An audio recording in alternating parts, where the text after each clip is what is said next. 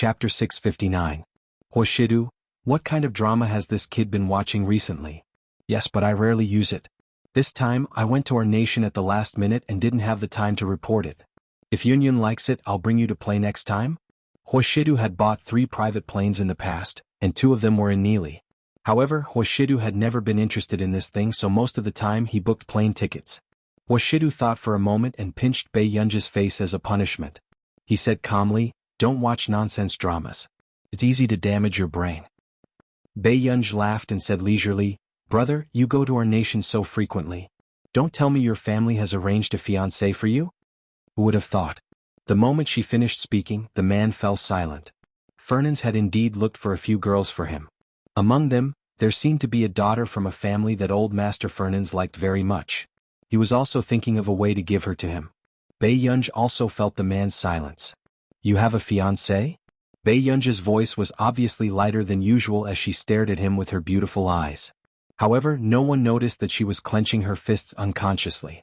Seeing that the girl had misunderstood, Hoshidu immediately comforted her without thinking. "No. Then you have a fiancé candidate?" Bei Yunji's mind worked quickly and she immediately guessed most of it.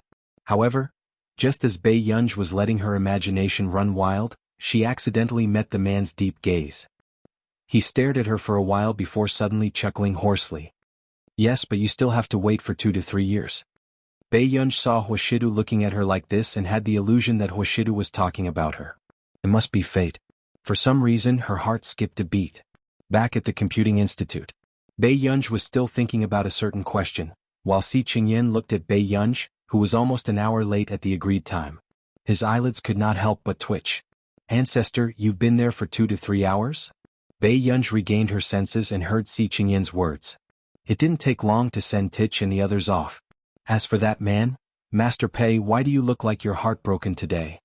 This was the first time Si Qingyan had seen Bei Yunji in such a daze. She had been thinking about something. Bei Yunji. Why did you call me back? By the way, your situation is very serious. This time, among all the members of our institute, you are the most seriously injured. With that, Si Qingyan led Bei Yunji to his office and took out a dozen records. Bei Yunji asked subconsciously after taking it. What happened? The doctor only gave you more than 20 points for the psychological evaluation. Even our recently divorced Uncle Hong scored 59 points. Si Qingyan pinched his glabella. He did not expect Bei Yunji to have such a genius brain in living conditions. She could actually make the lowest psychological evaluation he had ever seen. Then how could others live?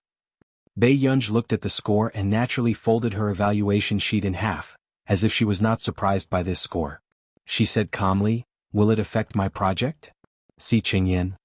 "Did you already know about this?" Bei Yunji's eyes were dark and unreadable as she glanced at Si Qingyan casually. Chapter 660. Don't look at me like that. It's useless to silence me. The old master knows about this too. Bei Yunji furrowed her eyebrows and was a little impatient. What can this psychological evaluation mean? It was not the first time she knew that there was something wrong with her.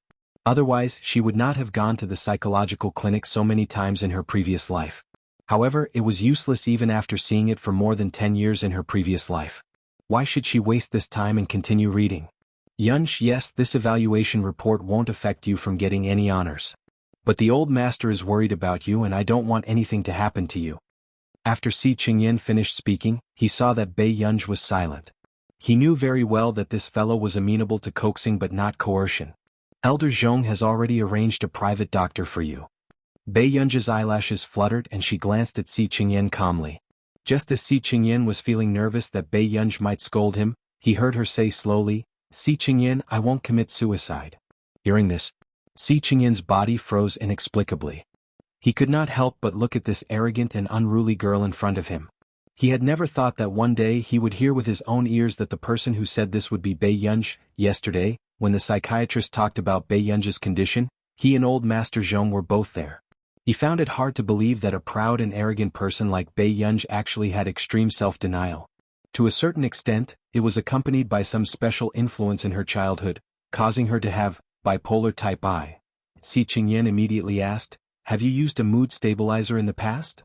Last time, the doctor had also said that Bei Yunji did not accept his guidance. There were some questions that he could not ask at all. For example, if Bei Yunj had used a mood stabilizer before, it was very likely that Bei Yunj had already lost control of her emotions and had serious symptoms such as hallucinations before. Bei Yunj's fingers paused imperceptibly before she glanced at him slowly and pressed her psychological evaluation report in the middle of the stack of paper. She said lazily, "No." Si Qingyan was speechless. With this attitude, he no longer believed that Bei Yunj was telling the truth. He had never failed a psychological evaluation in his entire life. Search, however, this person was quite powerful. It was obvious that there was nothing he couldn't get, and he had the talent that everyone envied, but he had actually made himself into such a state of mind. What the hell? Brother Yin, don't make things difficult for me. I'm improving. Bei Yunj said slowly. Si Qingyan's eyelids twitched. You tested it last time too? How many points? 23. Bei Yunj took a piece of gum from Si Qingyan's table and said frankly. Si Qingyan took another look at Bei Yunj's psychological assessment registration. 31 points. Si Qingyan was speechless. Just a little bit of improvement, it seemed? But who the hell cares how much you improved in your psychological assessment? A failure was a failure. It was just a few extra marks. Was there a need to set off firecrackers in front of the computing institute? Si Qingyan took a deep breath. Before he could speak, he received another call. When Si Qingyan was on the phone, Bei Yunj could feel Si Qingyan's gaze on her from time to time. Bei Yunj was speechless. He suddenly had a bad premonition. After hanging up the phone. As expected, Bei Yunj saw Si Qingyan smiling gently. Elder Zhong has contacted his friend and decided to let you go to the war zone to play for a while. Don't worry about school reopening. He will apply for leave for you. Chapter 661. Why? Bei Yunj's eyebrows moved unconsciously. My project hasn't been completed yet. Besides, she was not interested in the war zone. Si Qingyan was speechless. This fellow was still thinking about her project at a time like this. Si Qingyan took a deep breath.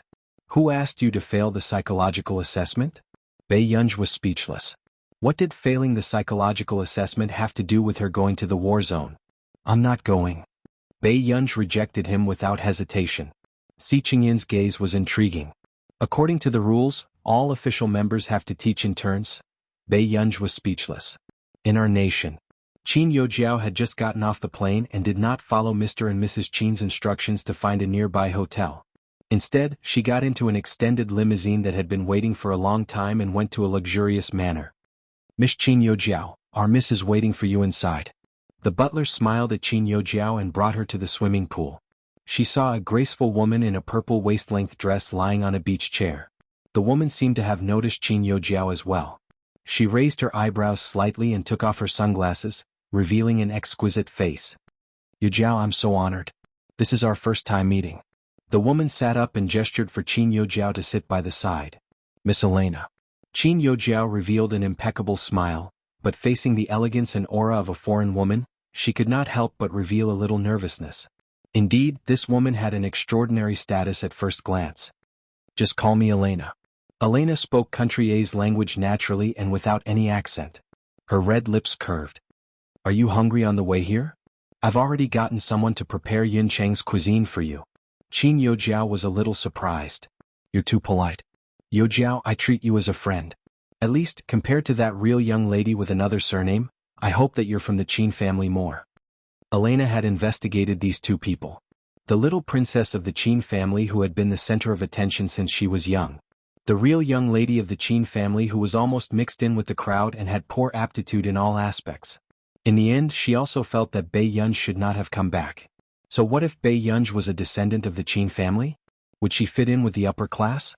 Elena liked Qin Luyan, but if she had to choose Qin Luyan's younger sister, she felt that Qin Youjiao was more suitable. Taking a deep breath, Qin Youjiao said unwillingly, but there's no place for me in the family anymore. Now, I hope to participate in the official concert of the International Musicians Association. Attend a concert? Elena chuckled, her eyes filled with charm. Youjiao, aren't you aiming too low? These words made Qin Youjiao freeze.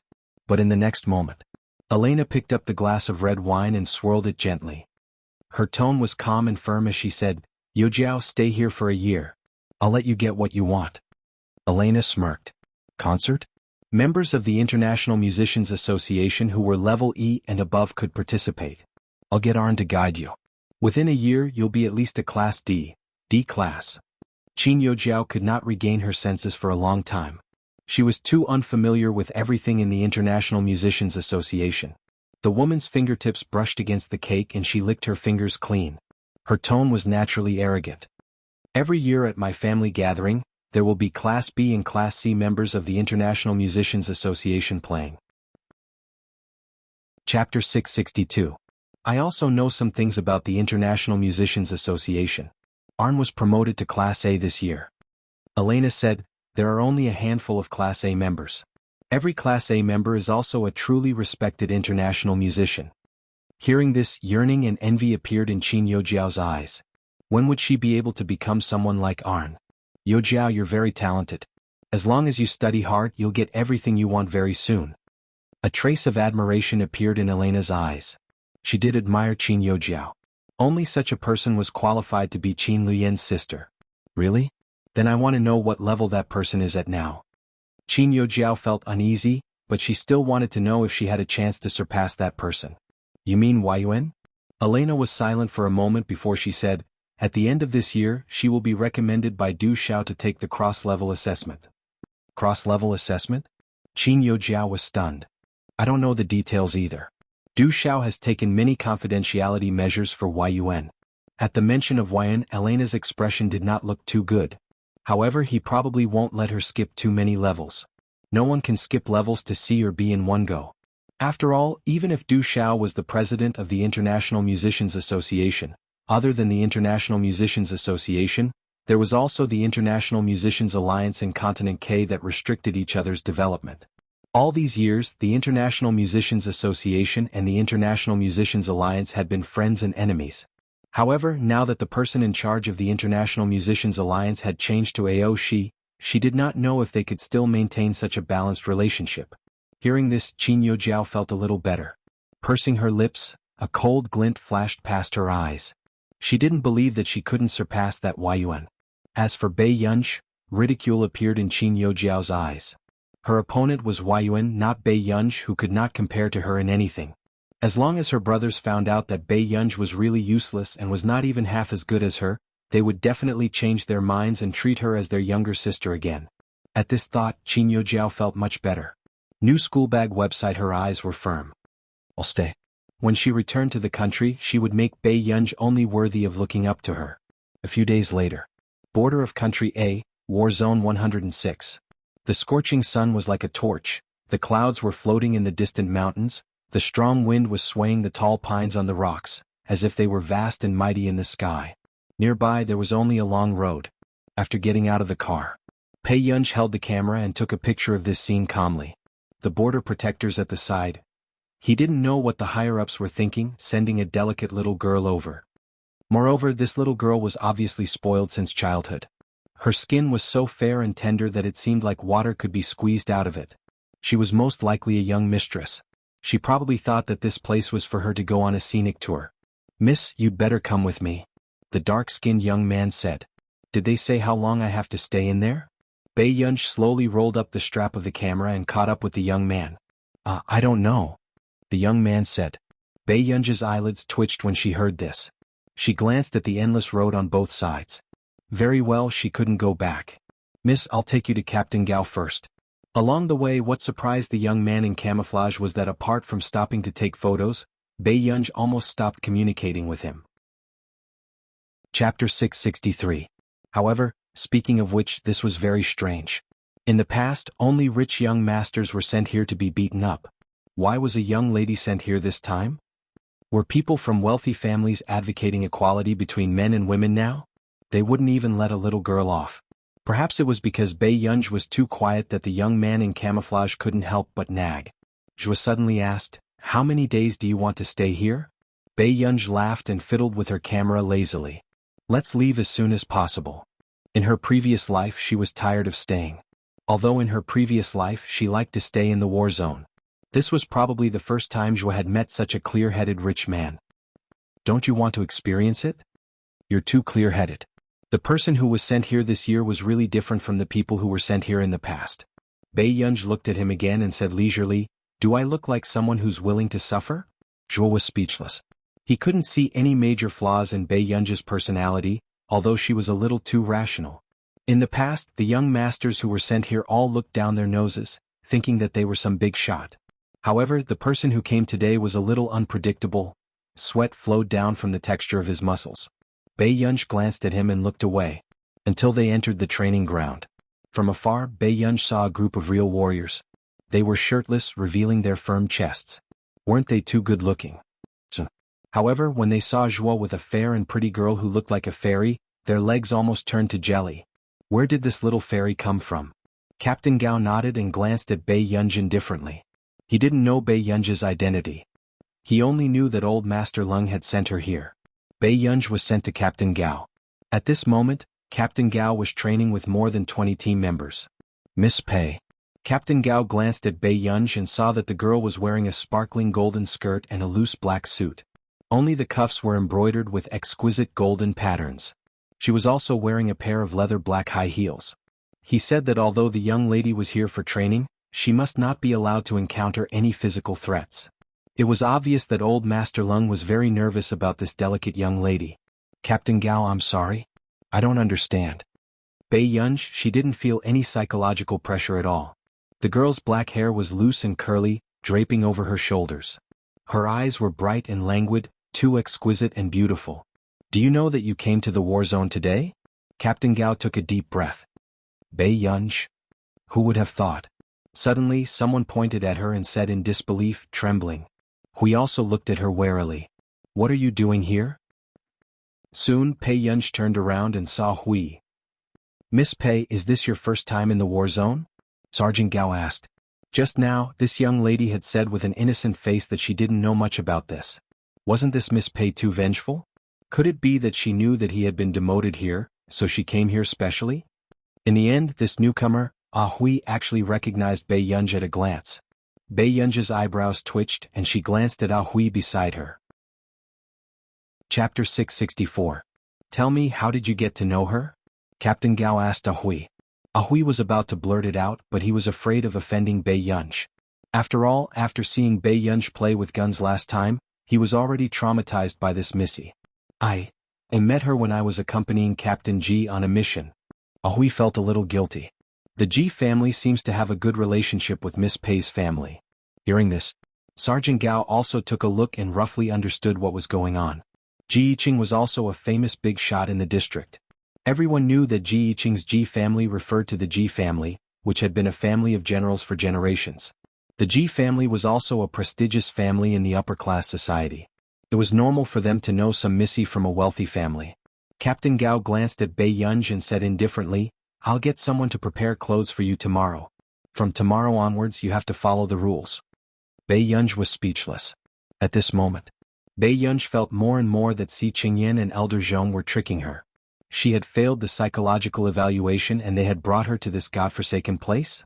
At this thought, Bei Yunj scanned the other places impatiently. However, the next moment she saw the surveillance camera from the corner of her eye. After a while, Bei Yunj licked her red lips as her pretty eyes narrowed slightly. Then, she laughed lazily and glanced at the camera carelessly. Soon she turned her head. At this moment, everyone in the control room almost had their hearts jump out of their throats. Isn't this girl too smart? That look just now scared me to death. Mei Shu borrowed Master Lung touched his heart. The handsome doctor in a white coat beside him curled his lips as interest flashed across his eyes. She's my patient? At first, Cui Hengchuan saw that this girl was obviously not smart to come to the war zone dressed like this. But now, it seemed that no one was better at hiding themselves than this person. No wonder his junior brother said that he could not do anything to Bei Yunj when he went to treat her. A patient who was unwilling to cooperate with the doctor was indeed very troublesome. Especially a smart patient. Yes, Dr. Cui, I'll leave Ge to you during this time. Zhong Xinglin, who was next to him, was the most nervous. Since he knew that Bei Yunj had bipolar I, he could hardly relax. How could he have such a psychological problem at his age? Cui Hengchuan observed Bei Yunj's behavior while making notes. He curled his lips and teased, all these years old Master Lung has never lent me out. It seems like this girl has a big start. Hengchuan, nothing must happen to this child. Then Cui Hengchuan heard him pause for a moment. This is not just my idea. It's also the higher-up's idea. Hearing this, Cui Hengchuan's eyes flashed with surprise. He did not expect that the person leading this matter was not old Master Lung, But the higher-ups? I know, but I can only do my best. Mental illnesses are difficult to control, let alone treat. Cui Hengchuan looked at the girl in the video for a while and couldn't help but mutter to himself, a girl like this shouldn't suffer like this. Dr. Cui, what are you talking about? Zhong Xinglin asked. Cui Hengchuan came back to his senses and smiled. Nothing. What we need to do now is to find the cause of Miss Pei's illness. At the training ground. Chapter 665. Bei Yunj hesitated for a moment and prepared to turn around and leave. Seeing this scene, Captain Gao was confused. Miss Pei, where are you going? Captain Gao's eyelids twitched. I'm going to watch you train from the side. Bei Yunj's tone was gentle. She really sounded like a young lady who did not know anything, but her beautiful eyes were lazy and clear. No one could understand the emotions in her eyes. Miss Pei, do you think you're here for a vacation? Captain Gao was silent for a moment before he looked at her with a fake smile. At this moment, the team members who were preparing to train felt an unusual sense of danger and coldness in Captain Gao's tone. Captain Gao hated those young ladies and young masters who did not know anything the most. Who was it that sent such a good-looking young miss with no redeeming qualities to him? Bei Yunj's emotions were incomprehensible as she glanced at Captain Gao. And this scene was captured by the monitor. Zhong Xinglin was extremely nervous. He patted old Master Lung's back hard and shouted protectively, "What kind of subordinate is this? Look at my Gur. Is she here to suffer? My Gur's hands are much more useful than these uncouth people." Old Master Lung was almost out of breath from the pat. He pushed Zhong Xinglin away. Gao Yang's temper is like this. Now that we're in this district, I'm relieved to hand her over to him. Also, don't make a distinction between us. What do you mean by us uncouth people? Zhong Xinglin was not in the mood to argue with him. He stared at Bei Yunj nervously and suddenly thought of Bei Yunj's temper. His heart skipped a beat. I almost forgot. Gur's temper doesn't seem to be very good. She can't possibly fight with someone, right? Old Master Lung glanced at Zhong Xinglin in confusion and smiled nonchalantly. Who knew? Zhong Xinglin was silent and just looked at him silently. Okay. Old Master Lung? Then, just as Old Master Lung and the others turned to look at the screen, they saw Bei Yunj walking towards Captain Gao. However, he had no intention of causing trouble. Old Master Lung and Zhong Xinglin heaved a sigh of relief. Fortunately. At least they didn't cause a ruckus. Old Master Lung could not help but say, shouldn't be that scary when she's angry, right? Do you know why Ji Yiqing's last mission was suddenly resolved? Zhong Xinglin glanced at him meaningfully. Last mission? Isn't that a high-tech terrorist? Old Master Lung asked subconsciously. Those people sent Gur a pair of bloody eyeballs, threatening Gur with death. After Zhong Xinglin finished speaking, Old Master Lung gasped. This group of people was really lawless. How was it resolved later? Zhong Xinglin said calmly, Gur found our nation's technology group as well as our nation's international police in Marcus. She locked onto the gang's headquarters and wiped them out in one go. It was said that because that group of people had set up their headquarters in the no man's land, it was directly bombed to the point where only broken walls and ruins were left. If he were to handle this matter, he might not be able to deal with it. After all, he was from country A. However, at that time, Bei Yunj was a member of our nation's Institute of Computational Technology. The higher-ups of our nation were also very concerned about Bei Yunj's personal safety and future nationality choice. Therefore, after being instigated by Marcus, the higher-ups directly dealt with that group of people. How could a scientific research genius who was valued by the country be allowed to be in danger? Chapter 666. He had heard about this occasionally, but he did not know that it had something to do with Bei Yunj. Isn't this girl's vengeful heart a little too strong? Zhong Xinglin had always been protective. He retorted, which young lady can accept being given eyeballs? But no little girl would destroy their gang headquarters just because a pair of eyeballs had been given to her by a terrorist. Thinking of this, Old Master Lung felt his scalp go numb. However, speaking of which, with Bei Yunj's personality, she was really suitable to be his successor. Just as Old Master Lung was deep in thought, a call suddenly came in. What happened? Old Master Lung asked. The spy we caught last time escaped. There are foreign criminals involved, and the car escorting the spy suffered heavy casualties. Old Master Lung, what should we do? When Old Master Lung heard this, his expression changed. What do you mean, what should we do? Hurry up and seal the country's borders. Don't let any of them escape. If that spy returned, it would have a huge impact on country A. They must not let him leave. Yes, I'll arrange for someone to chase after him now. At the same time. At the training ground. Even number 1 column, odd number 1 column. I want you to split into 2 teams and fight in the area. With that, Captain Gao distributed the red and blue team badges. Reporting. Team Red is still short of 1 person. As soon as he finished speaking, everyone realized that Captain Gao had a red team badge in his hand. Captain Gao said slowly, "Who said that?" As soon as he finished speaking, everyone saw Captain Gao turn his head and look at Bei Yunj. Bei Yunj, who was taking photos everywhere, happened to meet Captain Gao's eyes. The members of Team Red were speechless. They suddenly had a bad feeling. "Bei Yunj, you're a member of Team Red now," Captain Gao said calmly. Reporting Captain Gao. "But in the past, no outsider has ever trained with us in actual combat." Someone from Team Red immediately protested. In the past, even if someone came, they would only practice shooting with them and carry out daily training. Now there was a woman who looked like she could be blown away. What was going on with actual combat training with them? "This is an order. I will give you 2 flags. Protecting the flags is your mission. Whoever can protect their flag until the end will win this exercise." After that, everyone saw Sergeant Gao carry 2 bags and pass them to their captain. Then Sergeant Gao glanced at Bei Yunj and asked, "Are you ready? When you're ready you can leave." A few minutes later, Ajwa hurried over and asked curiously, "Where's Miss Pei?" "Training." Captain Gao was unmoved. Zhua suddenly panicked and immediately said, "Captain Gao, this is not old Master Lung's man. Don't be too strict. Those who come to the war zone, regardless of whether they are sent here, are all the same." Sergeant Gao's tone was cold. "Where is she now?" Great Eagle Forest. As soon as Captain Gao finished speaking, Zhua almost had a heart attack. This was their field training ground. How could they let someone without any fighting ability go to the Great Eagle Forest? "Captain Gao, if anything happens to her, how are you going to explain it to old Master Lung?" "I will take full responsibility."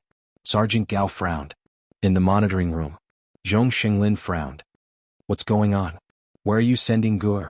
Old Master Lung, who had just finished the call and knew where Bei Yunj had been arranged to go, had an ugly expression on his face. "This Gao Yang is really a bastard. What's going on?" Zhong Xinglin could not help but ask.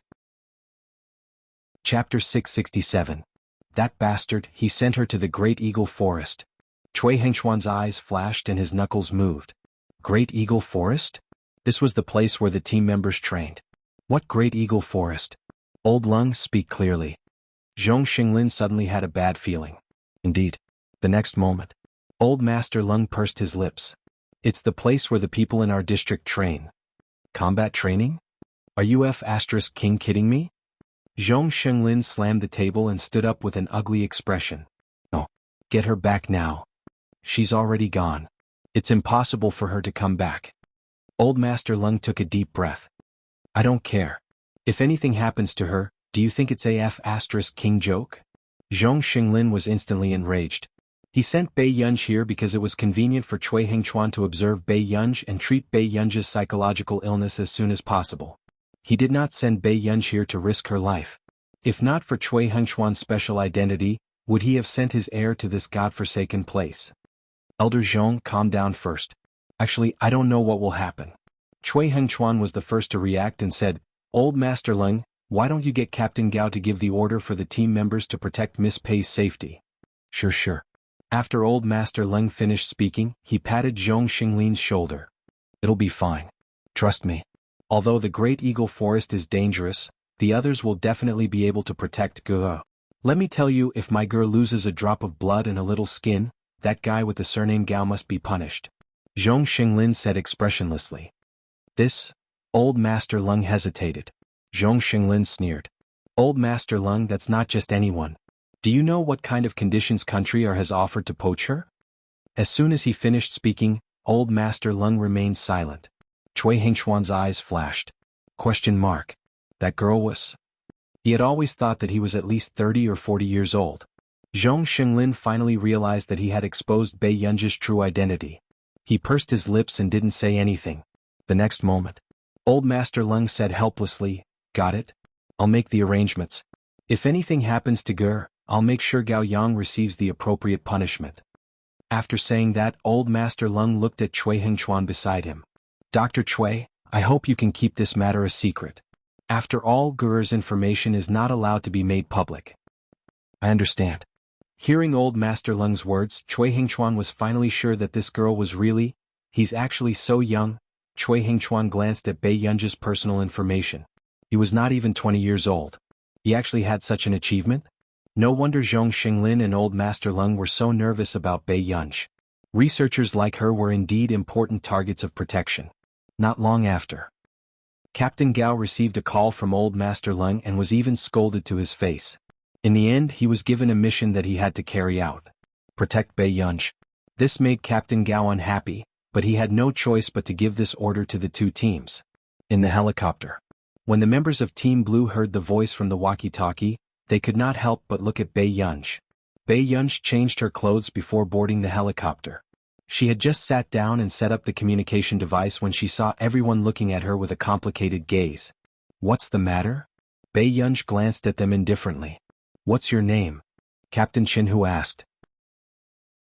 Chapter 668. This was the first time he had heard Captain Gao give such an order. Captain Gao did not sound like he was in a good mood. Bei Yunji. What does your family do? Chinhu liked this little sister. If his sister grew up to be as good-looking as Bei Yunji, how great would that be? She runs a company. Bei Yunji thought for a while. Hearing that, the others looked at Bei Yunji with a as expected look in their eyes. She was really a rich girl. Do you have an older brother? Chinhu rubbed the back of his head and gave a simple and honest smile.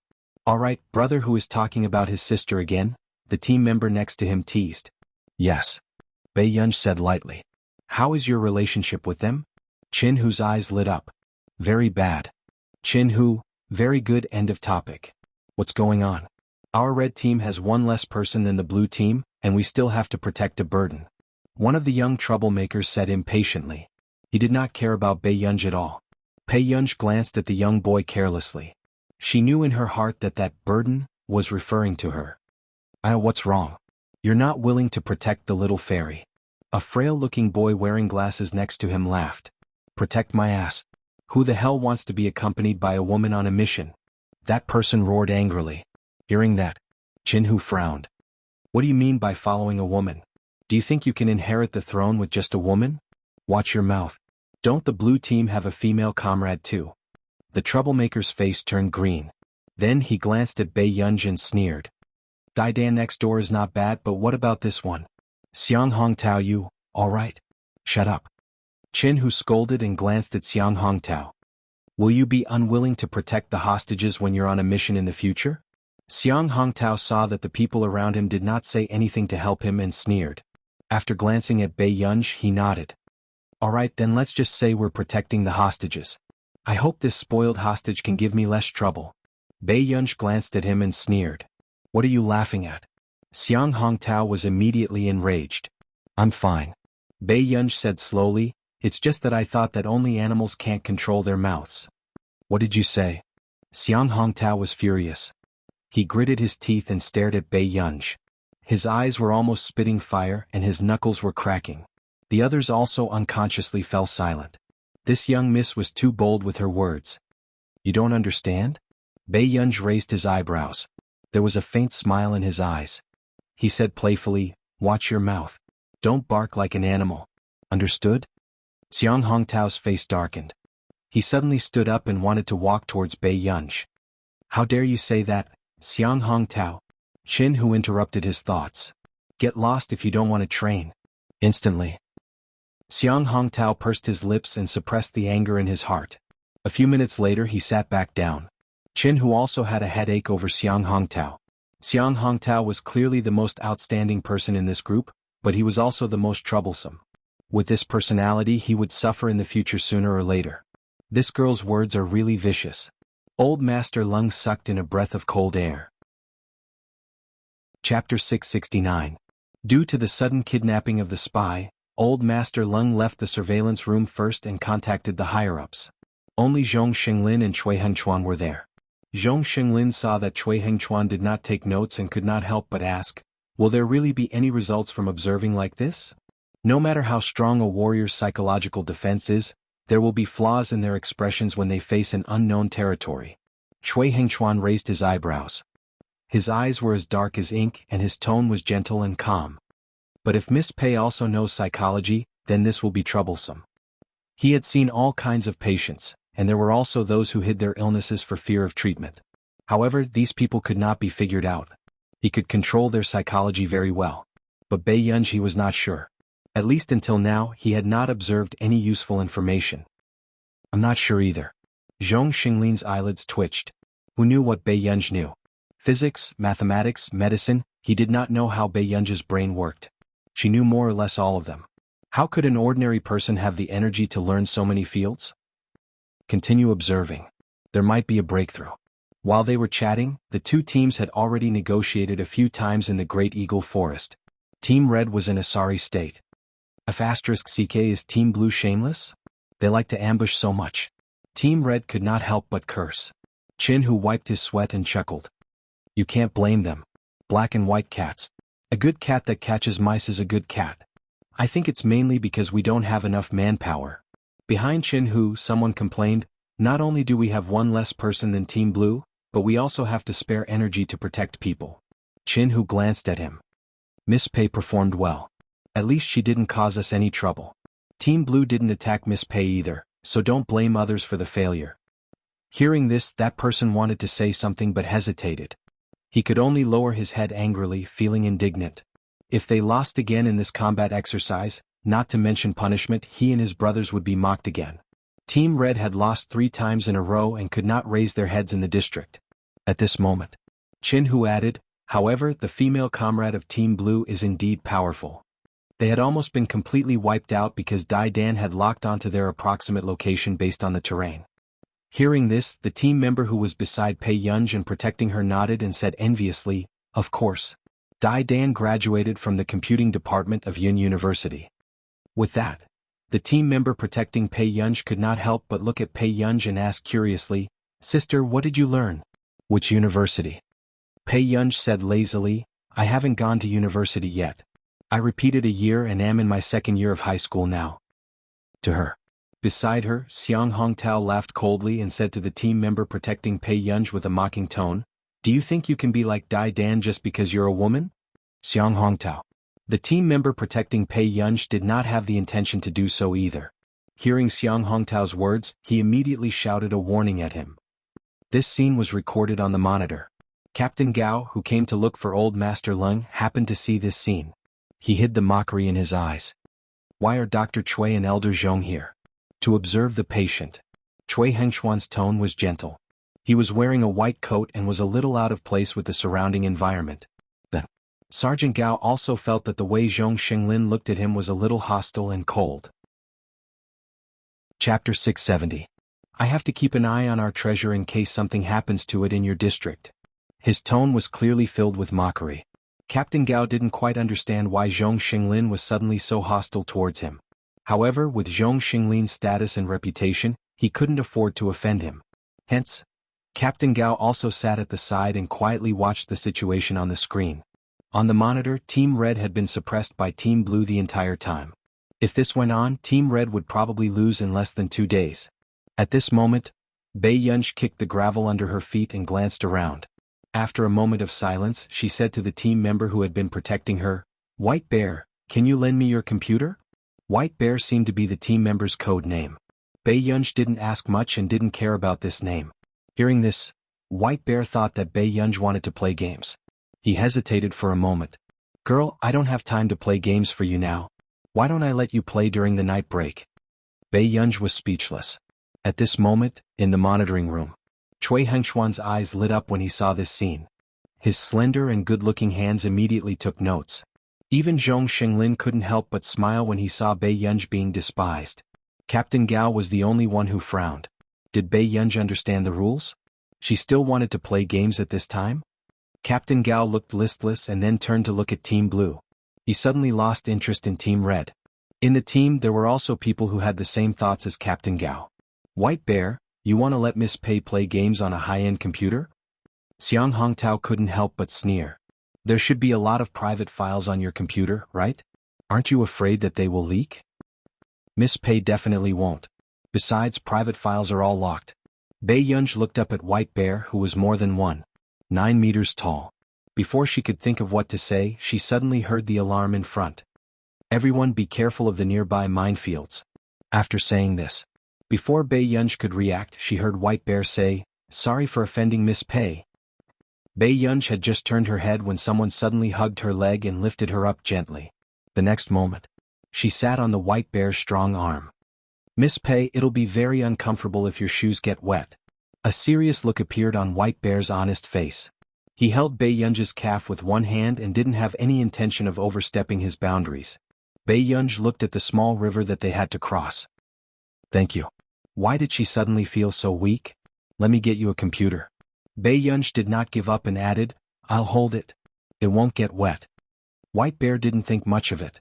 He handed the laptop that he was holding to Bei Yunj. In the forest, Bei Yunj sat on White Bear's arm and slowly turned on the computer. Everyone turned their heads and saw this scene. When they had first been given the task of protecting Bei Yunj, only White Bear had a good temper and was willing to carry a burden.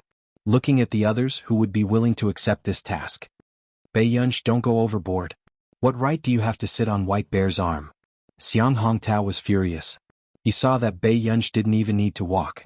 She was really sitting on White Bear and playing on the computer. I was the one who brought Miss Pei up. Miss Pei won't feel good if her shoes get wet," White Bear said honestly. Chapter 671. Bei Yunj said lazily, "Thank you, Brother Bear." Seeing this scene, Xiang Hongtao's entire face darkened. He couldn't help but glance at White Bear and scold, "No wonder everyone says you're trash." After that, Xiang Hongtao walked up angrily. Bei Yunj lowered his head. Seeing that White Bear didn't seem to care, he asked, "Brother Bear, aren't you angry?" "I'll be angry." White Bear nodded. Bei Yunj, this temper was indeed too good. Bei Yunj glanced at him and didn't say anything else. Instead, he casually entered White Bear's computer system and added an anti-decryption to White Bear's confidential documents. With White Bear's personality, it was really easy for him to be cheated of confidential documents. At that time, not to mention whether he could stay in the war zone, he might even be held accountable. After a while, White Bear caught up with the team members in front. Chen, who glanced at Bei Yunj, who was sitting on White Bear's arm, and his eyelids twitched. But he didn't say anything. He coughed softly. "All right, there's a minefield next to us. Everyone pay attention to the southwest. Be careful of an ambush. If we get ambushed again this time, we'll really be wiped out. Do you hear me?" "Yes," everyone said in unison. But suddenly a clear voice sounded. "What's the rate of hidden lightning in the minefield?" Everyone was stunned. Only White Bear reacted and said, "The south of the minefield is a new one. Almost everyone knows the location of the hidden lightning. The rate of hidden lightning is less than 45%. The back of the minefield is an old one that hasn't been dug out. The rate is more than 75%. It's very difficult to cross the minefield safely." After saying that, Chen, whose eyes lit up, and he immediately reacted. "Team Red, listen to my command. Everyone pay attention to the south of the minefield. Get ready to move forward." As soon as he finished speaking, except for White Bear, who hid behind a tree with Bei Yunj, everyone was ready to cross the minefield. They didn't have time to think about why Bei Yunj's reaction was faster than their captain's. "Miss Pei is not simple." This was Cui Hengshuan's first comment on Bei Yunj. Especially in the monitor just now, he had seen Bei Yunj's computer screen analyzing the terrain of the Great Eagle Forest. Sergeant Gao, who had just turned his head, did not notice this scene. He only thought that Bei Yunj was a blind cat that hit a dead mouse. She actually guessed correctly. Team Blue was indeed guarding the south of the minefield. Meanwhile, the blue team member lying in ambush in the southwest direction passed a message to the captain. No one from the red team approached. This puzzled the blue team. The leader of the blue team frowned. How is that possible? How could they not be there? Dai Dan looked at the terrain of the Great Eagle Forest and thought for a while before coming to a realization. "Captain, the red team is coming our way." "What?" Everyone in the blue team was shocked. They didn't expect Team Red to suddenly discover their ambush. "Everyone listen to my orders. Do not act rashly. Prepare for battle." The leader of the blue team quickly calmed down and a dark light flashed across his eyes. "They still have to protect the hostages. Since the lamb has barged in, brothers, prepare to end the drill today." "Yes." The blue team held their breaths and waited for Team Red to arrive. Meanwhile, Team Red, who had changed their direction in the forest, was still moving forward. "Wait a minute, there's a low-lying area after going around the south. Which one of you can go around it?" Bei Yunj looked at the terrain on the screen and asked unhurriedly. There was a hint of laziness in her eyes. Everyone? How did she know? Chapter 672. White Bear asked the questions that everyone wanted to ask. How did you know, Miss Pei? Bei Yunj lowered her head and glanced at him. Then she said calmly, I saw the plants growing over there and analyzed them. At this moment, in the surveillance room, Zhong Xinglin and the others who were looking at Bei Yunj's computer screen were speechless. Captain Gao was stunned for a long time before he came back to his senses and asked, How did she get our terrain? She's cheating. This terrain map could not be used by the members of the actual combat practice. No one gave it to her. Zhong Xinglin rolled his eyes. Then Captain Gao was about to say something when Old Master Lung's voice sounded from behind. Where did Ger get the internal map? The few people in the room were almost shocked by Old Master Lung. When did this person come in? Zhong Xinglin rolled his eyes. How would I know if you're asking me? She probably hacked into your system. Only Zhong Xinglin could say this so casually so early in the morning. The two people in the war zone were a little silent. You're in the F*King war zone hacking the war zone system? She even knows this. Old Master Lung's eyelids twitched. Didn't they say that she was a scientific researcher? That's right. Arga even made the headlines before. Zhong Xinglin smiled lovingly and proudly. Old Master Lung was speechless. That was why he had always hated high-tech criminals. She was too F*King arrogant. Who exactly is she? Captain Gao looked at this scene and finally realized that something was wrong. Old Master Lung patted his shoulder. It's not convenient to tell you at this time. But if anything happens to her, Gao Yang, you might really be held accountable. Hearing this, worryless, Gao Yang suddenly had a bad premonition. Zhong Xinglin suddenly remembered something and glanced at Old Master Lung. Why did you come back? It's nothing. I just heard that the spy over there escaped. It happened to be in our area, so I got someone to chase after him. Old Master Lung shrugged. Zhong Xinglin, don't tell me it could be the Great Eagle Forest. Old Master Lung, who had just relaxed, suddenly became nervous. He could not help but curse in his heart. He had really forgotten about this. What if they happened to run into the red team? And in the Great Eagle Forest. Just as everyone was about to listen to Bei Yunj, Xiang Hongtao suddenly interrupted. Don't believe her. Xiang Hongtao glanced coldly at Bei Yunj and sneered. How many plants can a high school student recognize? What if she's mistaken? Won't we lose again this time? After that, Xiang Hongtao raised his chin. Let's go straight in. While the blue team isn't paying attention, we'll annihilate them in one fell swoop. Idiot. Bei Yunj sneered. What did you say? Xiang Hongtao's anger flared up. Who do you think you are? What right does a pampered young lady have to talk about me like that? The low bushes in the southwest area are less than 5 minutes away from the minefield. From the time we walked here, the blue team could have calculated our location. 3 minutes ago, the blue team members in the southwest area might have already provided information to the blue team members near the minefield. Bei Yunj said indifferently, or perhaps Comrade has the courage to sacrifice herself and go scout the way alone? As soon as she finished speaking. Chapter 673. Just now, they were still doubting the authenticity of Bei Yunj's words. Now, they almost completely believed Bei Yunj. Miss Peiyu, Qin who hesitated for a second. The next moment, he was interrupted by Xiang Hongtao. Captain, are you really going to believe a high school student? As soon as he finished speaking, before Qin who could think, the sound of a wooden gun suddenly came from not far away. This caused everyone to be stunned. White Bear carefully protected Bei Yunj as he moved his tall body to the side of the tree. Captain, this sound doesn't sound like the gun we used for practice. Bei Yunj was silent for a moment. It's a real gun. Hearing that, the others immediately woke up. They didn't have time to think about how Bei Yunj could tell. What's going on? Are they playing with a real wooden gun next door? Do they have a grudge against our team? Someone asked in a curious manner. After that, Qin who was the first to react. His expression was solemn. Be careful. They might not be from Team Blue. This scene. It was also recorded on camera.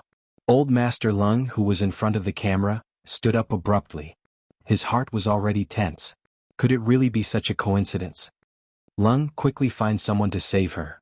Ger is still there. If anything happens to her, how am I supposed to live? Zhong Xinglin was agitated and furious. At this moment, Captain Gao almost thought that Zhong Xinglin was Bei Yunj's biological grandfather. Captain Gao asked subconsciously, Elder Zhong, is that your biological granddaughter? I'm your head. That's F***king. Do you know? Zhong Xinglin was about to suffocate. Butler. He brought her to the district for the sake of Bei Yunji's physical and mental health. He felt that it was safer here. But in the end? They met armed men. When Captain Gao heard this, he felt that this name was a little familiar. A few seconds later, Captain Gao suddenly woke up. How is this possible? How could it be a little girl who wasn't even 20 years old? Brother Zhong, don't get too worked up. I'll mobilize all my men right now. Don't get too worked up. Old Master Lung also felt guilty. Zhong Xinglin's men got into trouble in his territory. It was the safest place in country A. At this time. Seeing how excited Zhong Xinglin and Old Master Lung were, Captain Gao's expression changed. No wonder Zhong Xinglin and Old Master Lung were nervous about this girl all the way. He had originally thought that she was some rich young lady of a noble family. But unexpectedly, it turned out to be, if something were to happen, it would be hard for him to absolve himself of the blame. Sergeant Gao's expression changed, and he immediately issued an order into his earpiece. Attention, Team Blue and Team Red. The drill was interrupted. You must use all means to protect Miss Pei. Only then did Sergeant Gao panic. He didn't know what Zhong Xinglin was thinking. Why did he send a weak and gentle scientific researcher to the district? If anything happened to those hands, it would be a loss to the country. At this moment, Old Master Lung was also very busy. He was on the phone. Do you not understand human language? We need more manpower here. Now, immediately. Mobilize the Falcon team and the Wolf team. Order? At this critical moment, you're telling me that you need an order from the higher-ups. When Old Master Lung heard this, his expression almost cracked. Old Master Zhong pushed him away. Let me say it.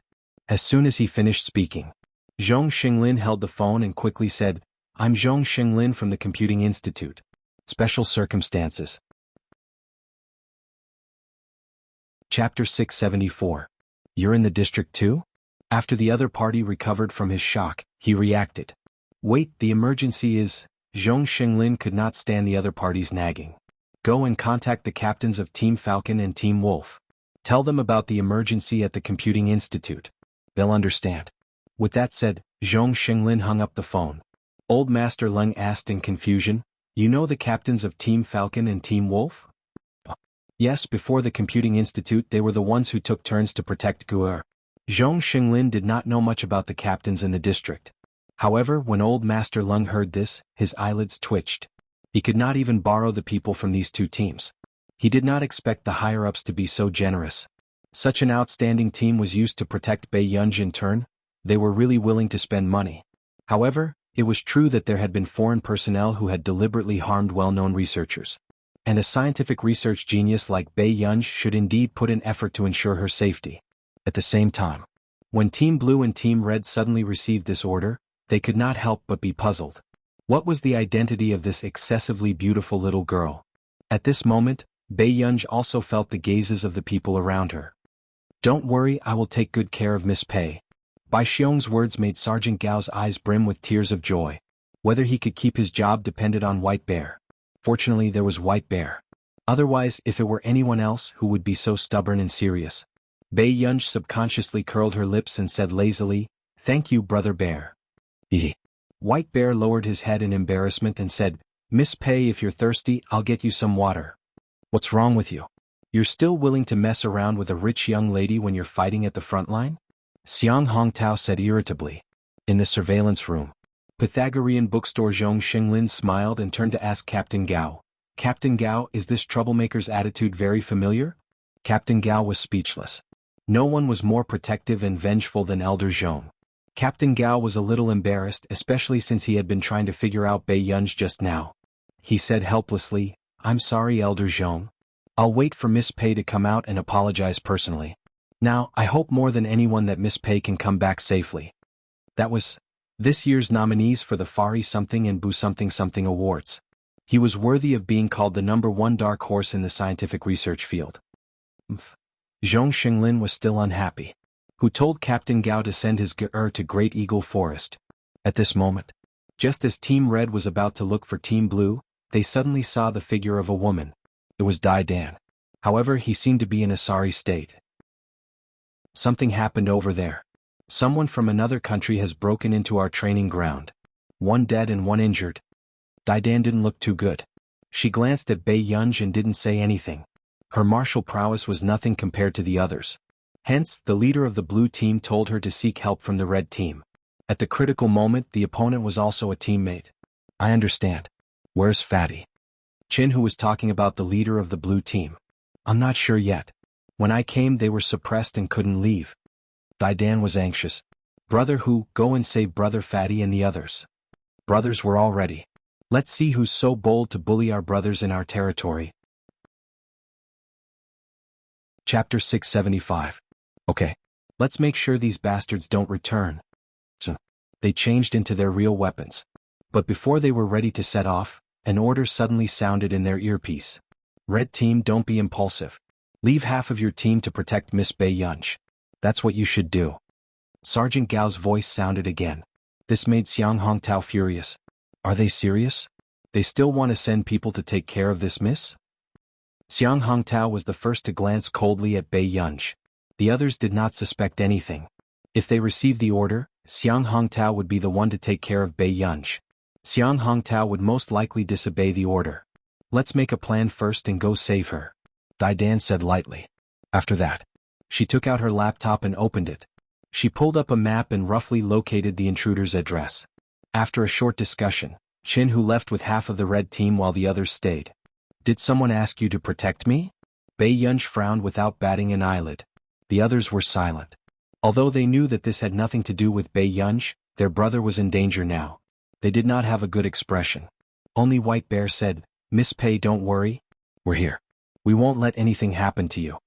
He thought that Bei Yunj was afraid. That's not what I meant.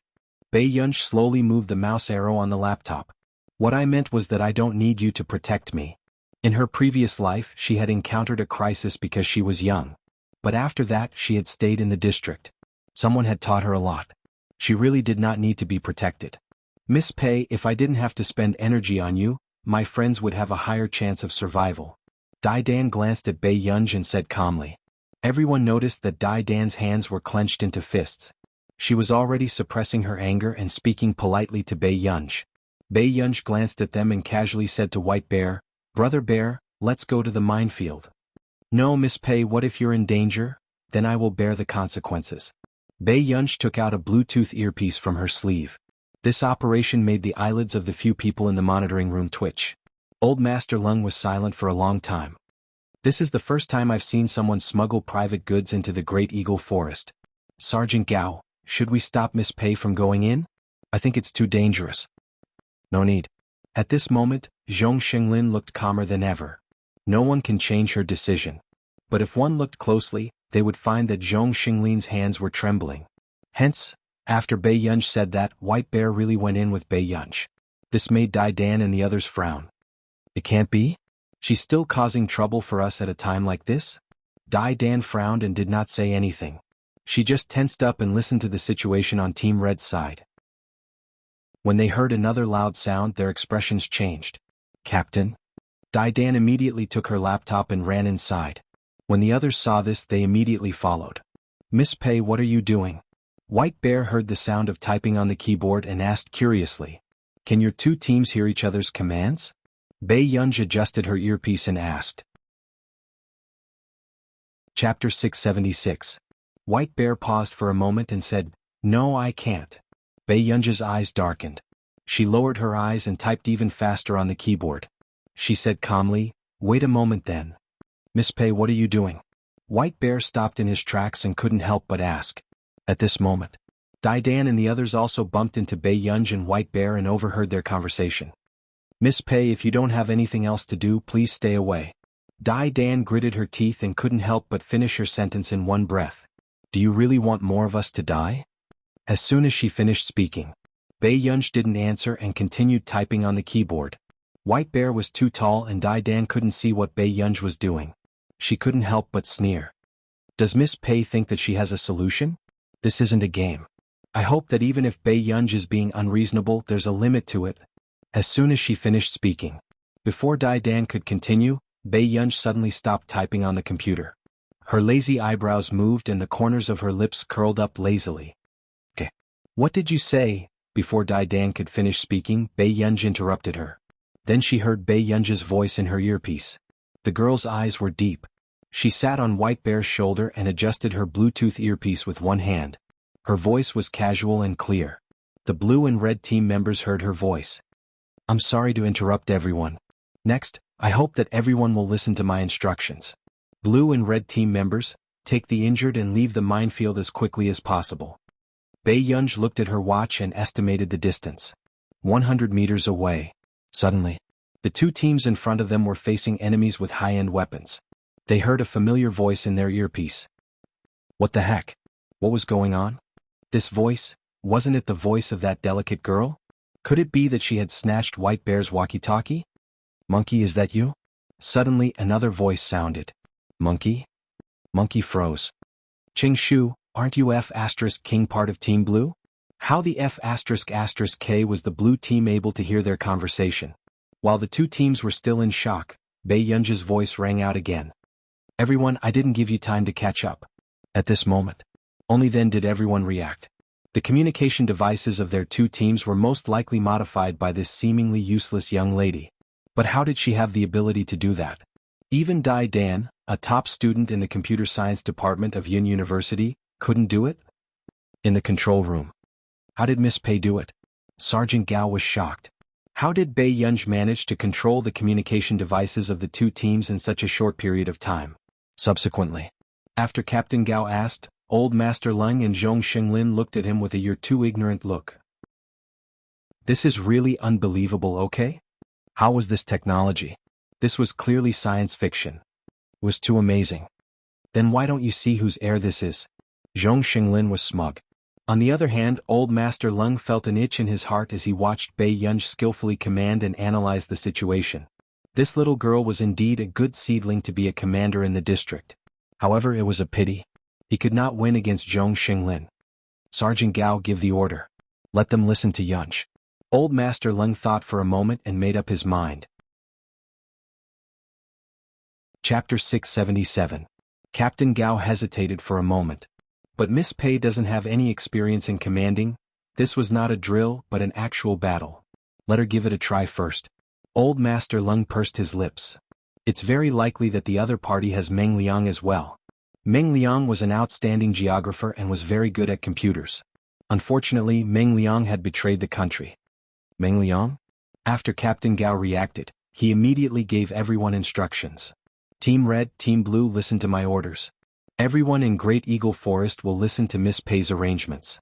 After saying that, Captain Gao hesitated for a moment. Miss Pei, please pay attention.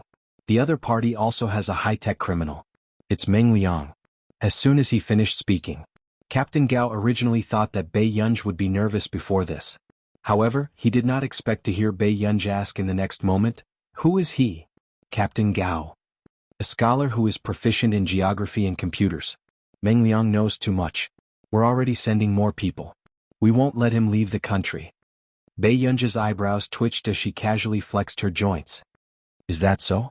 After Bei Yunj finished speaking, her hands did not stop typing. She changed the topic and ordered the others, everyone report the casualties. Seeing this, Captain Gao turned around and asked in confusion, Miss Pei doesn't know Meng Liang? How was this possible? Wasn't Meng Liang a popular researcher in the country?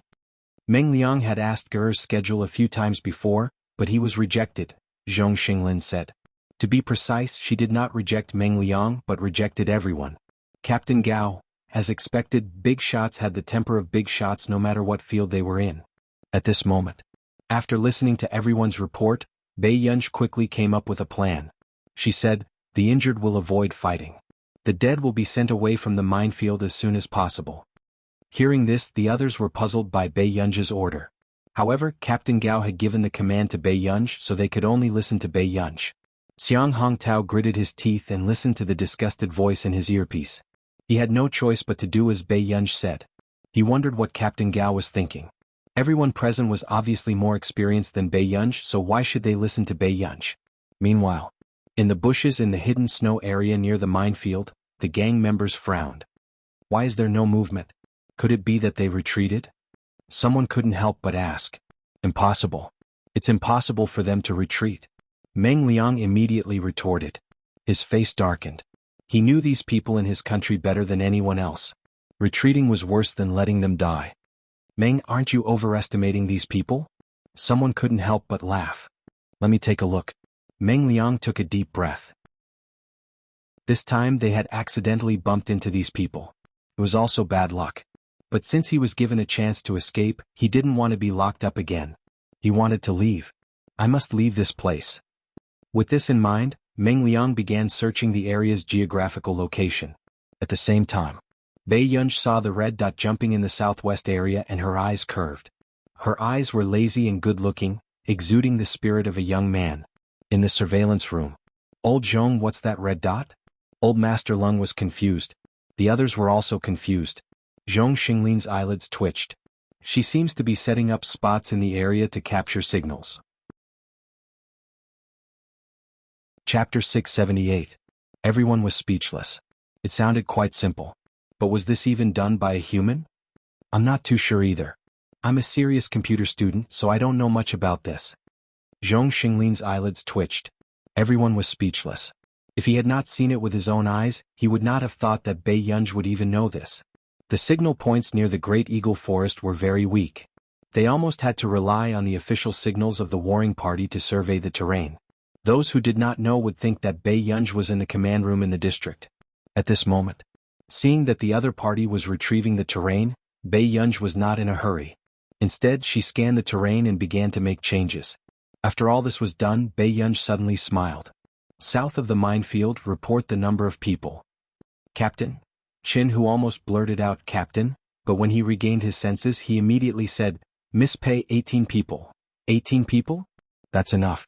Bei Yunj's eyes were filled with a cold glint as the corners of her lips curled up slightly. 18 people south of the minefield, pay attention. Walk back to the hidden area. Get ready to shoot from afar and throw the grenades. As soon as she finished speaking, everyone could not react in time. What did Bei Yunj mean by giving this order? She did not know where the enemy was, so why did she have to command them like this? Xiang Hongtao gritted his teeth and hid behind the grass. His eyes were filled with sarcasm and uncontrollable anger. Bei Yunj, you'd better have some ability. At this moment, Dai Dan could not help but look at Bei Yunj. She frowned and said calmly, Miss Pei, that's 18 lives. That will be within my consideration. Miss Dai's mission is to take care of yourself. Bei Yunj looked up slightly and glanced at her before she said carelessly. Her lazy gaze was a little intimidating. It was very difficult to find something like patience in Bei Yunj. In the monitoring room, Zhong Xinglin looked at old Master Lung, who wanted to say something but hesitated. He answered the question in their hearts expressionlessly. If nothing goes wrong, this guy changed the information and gave the other party a fake map. Therefore, Bei Yunj had already planned this. He wanted those people to think that he had an accurate map and could guess the exact location of the people in the war zone. But who would have thought? Yet, there were still people who could effortlessly tamper with the map. This way, Meng Liang would definitely choose the best spot to attack based on the map Bei Yunj had given him. But what they didn't expect was that the other party had long been waiting to wipe them out. The corner of old Master Lung's mouth twitched. Do you all have so many tricks up your sleeves? He didn't know how to do that either, all right? Zhong Xinglin rolled his eyes. He could not be bothered to argue with old Master Lung and said, by the way, you'd better check the terrain data in the area and see if you need to re-record. Has it been changed? Old Lung's loud voice gave Zhong Xinglin a fright. Are you blind? Didn't I change it in front of you? Zhong Xinglin snapped angrily. Old Master Lung, this group of researchers was indeed black-hearted. Old Master Lung's eyelids twitched at the thought of Bei Yunj's high-end operations. Fortunately, the person who knew these things was Bei Yunj. If it were anyone else, the consequences would be unimaginable. A few minutes later, as expected, Meng Liang's brows relaxed. According to the topographic map, they are very likely to be in the north. Everyone go around the minefield and head south. The chances of winning with a surprise attack like this will be higher. Hearing Meng Liang's words, the others did not doubt him. After all, they were able to successfully kill the two of them just now because Meng Liang's judgment was correct. That minefield seems to have a lower chance of hiding lightning. We have detectors, so why go through so much trouble? The blonde man said impatiently. But if there's an ambush, your danger in the minefield will be greatly increased. Meng Liang frowned. These people's impression of Country A was still in the past. However, they did not know that Country A could not be underestimated now. What kind of ambush can they think of? Ricky, follow me and go straight to the minefield. Use the fastest speed to get rid of these weaklings. With that said, that person ignored Meng Liang's suggestion and walked straight to the minefield. This scene made Meng Liang feel inexplicably flustered. However, thinking about it, according to the topographic map, there were no hidden areas in the South District. Those people were most likely hiding in the North District. He did not need to panic. Lu Da's actions were at most a little dangerous, but nothing would happen.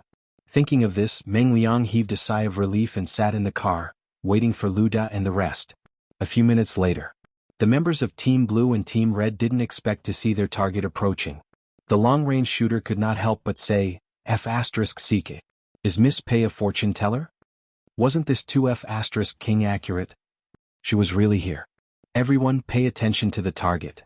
After Chin Hu came back to his senses, he immediately took control of the front field.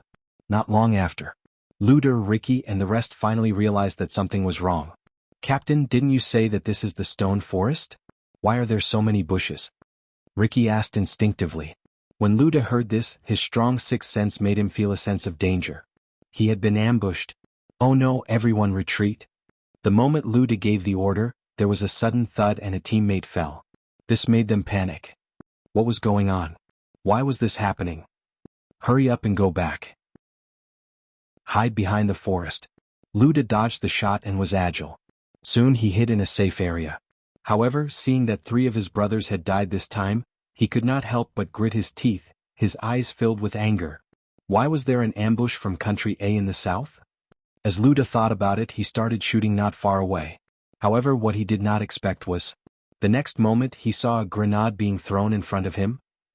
F***CK. Lu Da's expression was ugly and he could not help but curse. After so many years, his battle results could be considered brilliant. He originally thought that it was more than enough to deal with these people from Country A. However, he did not expect such an accident to happen. Why was there an ambush from Country A in the south? As Lu Da thought about it, he started shooting not far away. However, what he did not expect was, the next moment he saw a grenade being thrown in front of him. F***CK. Lu Da's expression was ugly and he could not help but curse. After so many years, his battle results could be considered brilliant. He originally thought that it was more than enough to deal with these people from Country A. However, he did not expect such an accident to happen.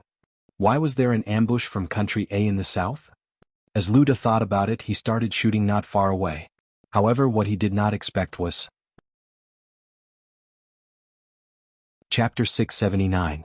She did not expect things to go according to Bei Yunji's plan. Dai Dan clenched her fists and pursed her lips. On the other side, Bei Yunji looked at the screen and ignored everyone. No emotions could be seen in his quiet and beautiful eyes. In the monitoring room. Good job. Old Master Lung could not help but be excited and happy. It was too beautiful. These people should be taught a lesson. Since they had already violated their borders, it was clearly a provocation to them. Even Captain Gao's brows relaxed. He was a little curious about Bei Yunji. Why did he seem to know so much about the district? Old Zhong, if we have nothing to do in the future, let Ge come here often. Zhong Xinglin pushed Old Master Lung away. Go go go. My Ge is a treasure. How can she often come to your stinky men's place? At this moment, Meng Liang, who received the call, froze. Old Master Lung was speechless. Hearing this, Meng Liang's mind was in a mess. How was that possible? What did you say? Lu Da said, your map is fake. Ricky is injured. Stone Forest? Where did Stone Forest come from? Think of a way. If we don't get rid of those people, we won't be able to go back. Lu Da was also injured. When he was treating his wound, he could not help but gasp. How could this be? This could not be fake. He had clearly gotten it from the district. Meng Liang was sweating profusely.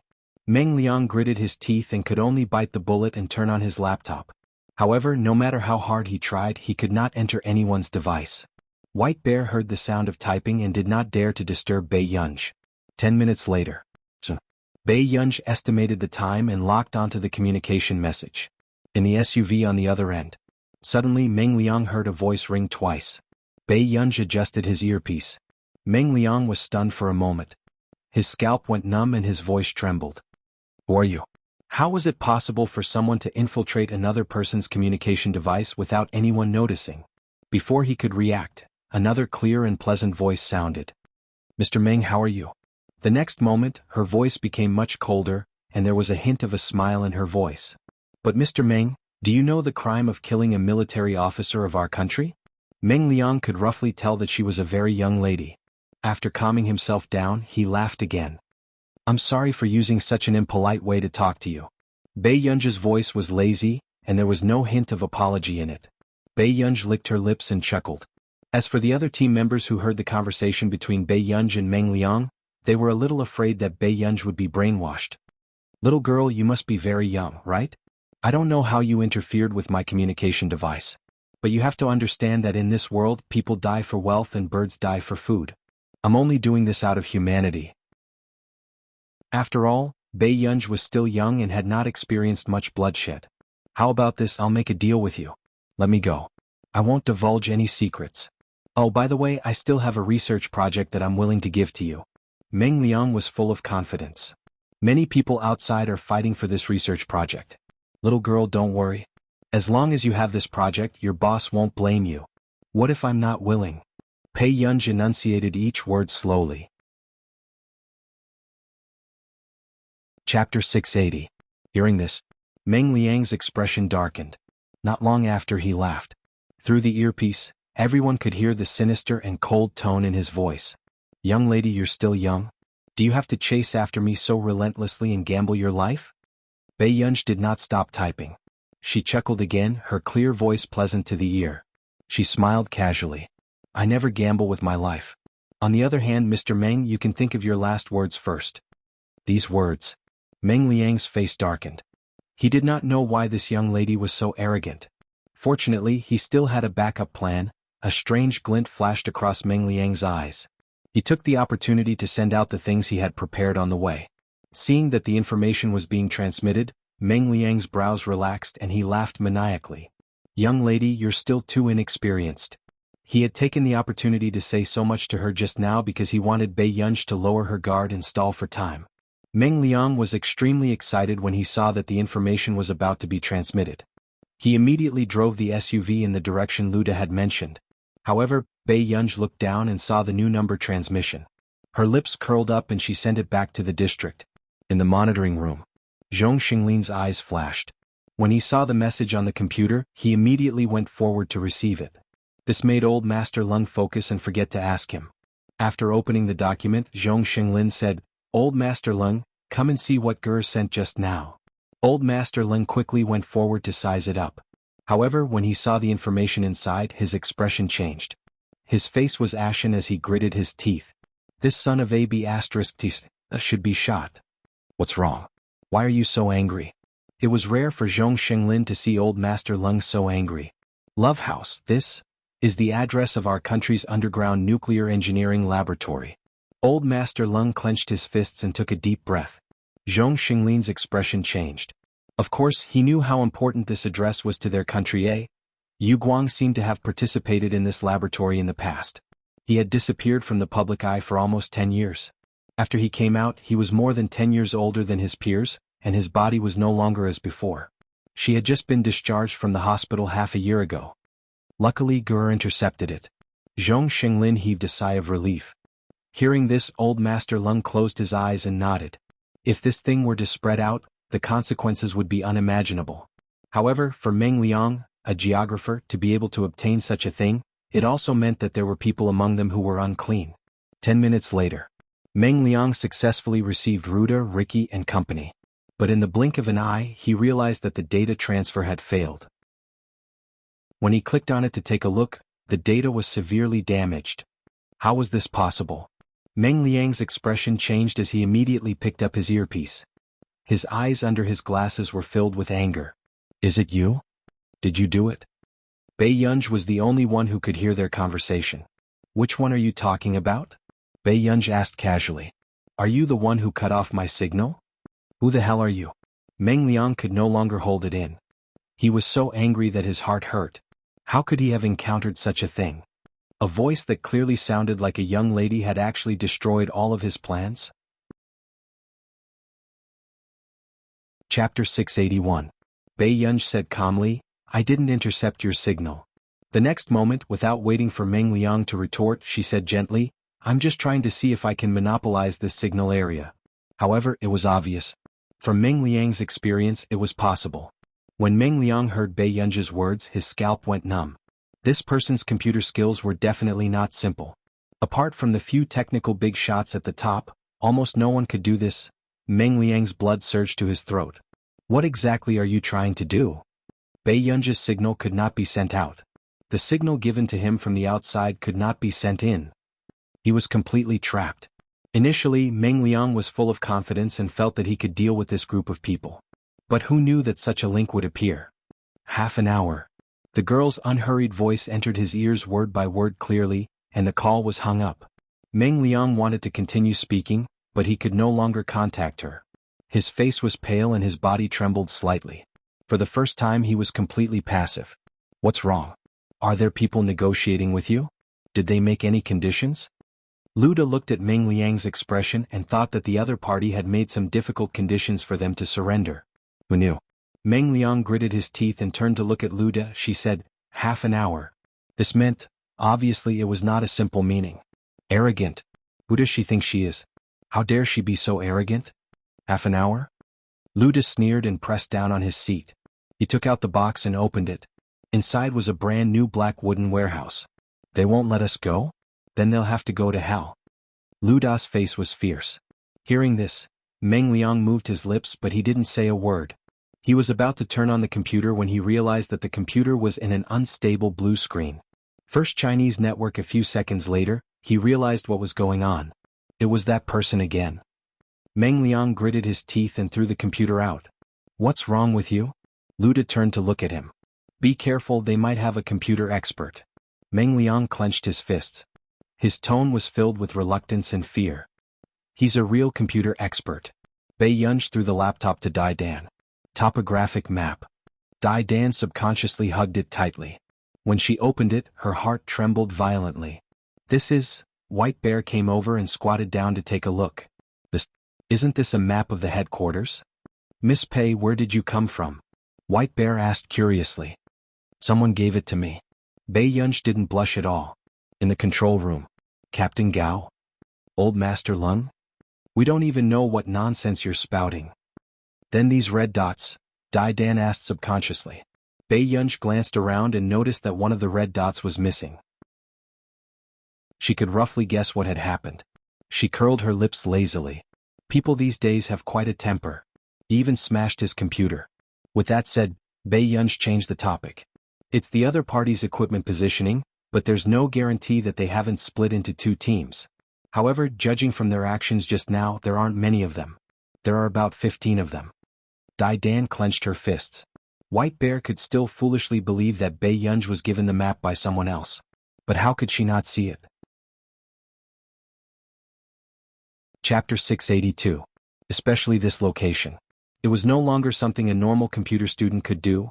Dai Dan looked at Bei Yunji with a complicated expression. She took a deep breath and asked, then, Miss Pei, where are you going? I want White Bear to accompany me to get some food. Bei Yunji said slowly, I don't really like dry food. Dai Dan pursed her lips. Miss Pei, this area is still very dangerous. Isn't it more dangerous to follow you? Bei Yunji was still unhurried and matter-of-factly. I have to be responsible for my own safety. Everyone, that made sense. Bei Yunji said, I'm not a professional, so I won't trouble you. Everyone, you're too humble. Just now, they had minded this young lady commanding them. Now they were very unwilling to let Bei Yunji leave. The few people behind could only watch as Bei Yunji left. In the monitoring room, Old Master Lung and the others did not have the time to look at Bei Yunji. They instinctively felt that nothing would happen to this guy. Instead, they focused on the red and blue team's actions. It had to be said that with Bei Yunji's topographic map and the enemy's location, the red and blue team gradually gained the upper hand. But not long after. Meng Liang and the others also realized that they seemed to know their whereabouts like the back of their hand. Along the way, Luda and the others were injured and in a sorry state. They cursed uncontrollably. I got it. Meng Liang reacted instantly and felt a chill run down his spine. Quick! Throw the equipment into the lake. What? Why? Everyone asked. That person might have located our location. Quick, we're about to lose it. Meng Liang couldn't even speak clearly. He only felt that the girl's strength was too shocking. How could there be someone with such a terrifying technical ability? How is this possible? Meng Liang, have you gone crazy? With the current computer technology, how is it possible? Do you want to die? Meng Liang roared. He knew that there were some people with powerful computer skills who were unwilling to appear in the public, nor were they willing to be used by any forces. Fortunately, such people usually wouldn't destroy social harmony. This also made people underestimate computer experts. But at this moment, Meng Liang had seen these operations the entire day and felt that he was also surprised. He knew that some hidden experts were very powerful. But this girl, if it was exposed to any faction, it would be fought over. Dai Dan's expression changed. What's going on? All the red dots have disappeared? Should we contact Miss Pei? Someone asked at once. When Dai Dan heard this, she felt inexplicably uncomfortable. She gritted her teeth. No need. Subsequently, Dai Dan told Captain Fatty what she had roughly guessed. This was the safe zone. Brother Xiong, can you do it? Bei Yunji's eyelids twitched when she saw that the white bear couldn't even hit a hair after so many hits. Miss Pei, you shouldn't humiliate a man like this. White Bear was very serious. Bei Yunji was speechless. She took a deep breath and went forward to take the white bear's wooden box. However, the white bear hugged the wooden box tightly.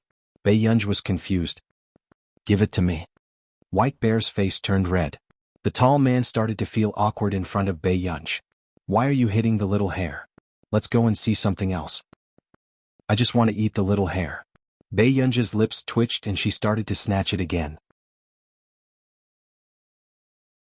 Chapter 683. She looked like she couldn't be bothered to talk nonsense with White Bear. But the next moment, Bei Yunji had just grabbed the weapon when the White Bear blocked Bei Yunji's way with his body. Bei Yunji tried to calm herself down. Let's make a deal? What exactly do you want? Look at that rabbit. It seems quite big, White Bear said. Bei Yunji? White Bear still wanted to use its lack of language to influence Bei Yunji and try to make Bei Yunji regain her conscience. What if it's Daddy Rabbit? There might still be babies and Mommy Rabbit waiting for it at home. Looking at Bei Yunji's silence, White Bear felt that he was about to succeed. If we kill it, won't we destroy someone else's happy family? Bei Yunji couldn't help but look up at him. The urge to press White Bear's head into the ground was almost uncontrollable. The next moment, Bei Yunji smiled slightly. Why don't you think that Daddy Rabbit is a scumbag who cheated on you? There must be an effect for every cause and its retribution is me. White Bear.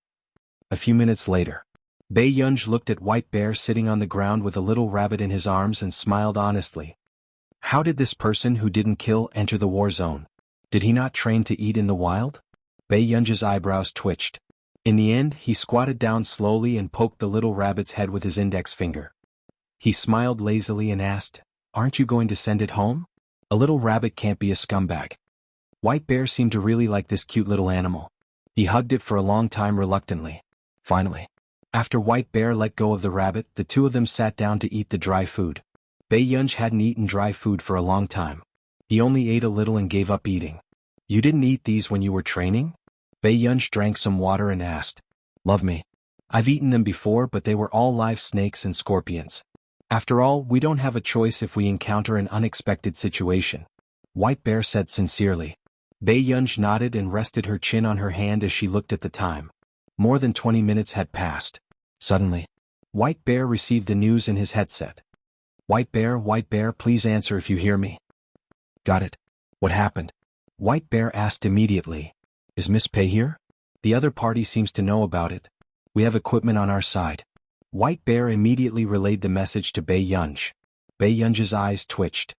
It's been so long. Isn't it normal to know? White Bear, then what should we do now? Don't forget your natural advantage when you lure people into the minefield. White Bear thought for a while before he understood what Bei Yunji meant. Alright. Soon. Lu De, who had finally turned the tables, couldn't help but laugh. He deliberately used the loudspeaker of the SUV and spoke in the language of country A. A great country? It's just us. Where are they? Didn't I ask you to look for Miss Pei? Fatty gritted his teeth and asked. Miss Pei asked us to lure people into the minefield. Hearing this, Fatty was stunned. Minefield? At this moment, Chin Hu reacted faster than Fatty. Brothers, south of the minefield. The south of the minefield was the minefield they had set up. Team Blue and Team Red, who scored full marks in the previous minefield assessment. Fatty also had an epiphany and reacted. Luda and the others sensed an unusual aura. Chapter 684. This group of people isn't that powerful. Luda's team members, who had the upper hand again, obviously did not take their opponents seriously. Don't underestimate the enemy. However, Luda was still a little traumatized. How did that person do it and locate all of their members? If they were able to master this kind of technology, Luda could not suppress the greed in his eyes, but his rationality reminded him. That person was not to be trifled with, and he probably would not join his faction easily. At the same time, Qin Hu and the others had already started to lure the bait. Lin Shui, you must be careful. I believe in your speed. The weather gradually turned cold, but the few people who were lying in ambush were sweating profusely. They could only force themselves to focus. Captain, don't worry. I will definitely complete the mission. Lin Shui swallowed his saliva, gritted his teeth and quickly passed through the forest. At the same time, the sound of a wooden gun quickly rang out, shocking everyone. Lin Shui! Qin Hu shouted. Lin Shui's body was agile and he quickly dodged the bullet. However, his clothes were torn at his knees. Zhong Xinglin, who was watching the scene, could not help but be shocked. It was too difficult to protect this land. Aren't we letting these bastards risk their lives? It was Zhong Xinglin's first time seeing such a scene. Old Master Lung smiled at him. Otherwise, do you think you can be so safe sitting in the computing institute? Zhong Xinglin was speechless.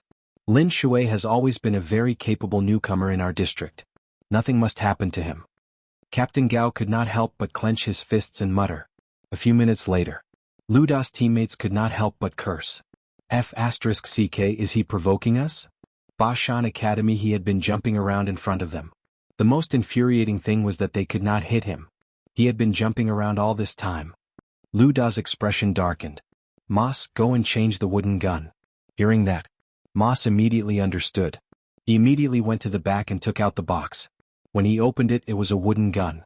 The corners of Moss's mouth curled into a strange sneer, with a hint of viciousness.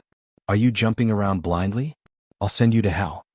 At the same time, Lin Shui was accidentally hit in the thigh and his speed gradually decreased.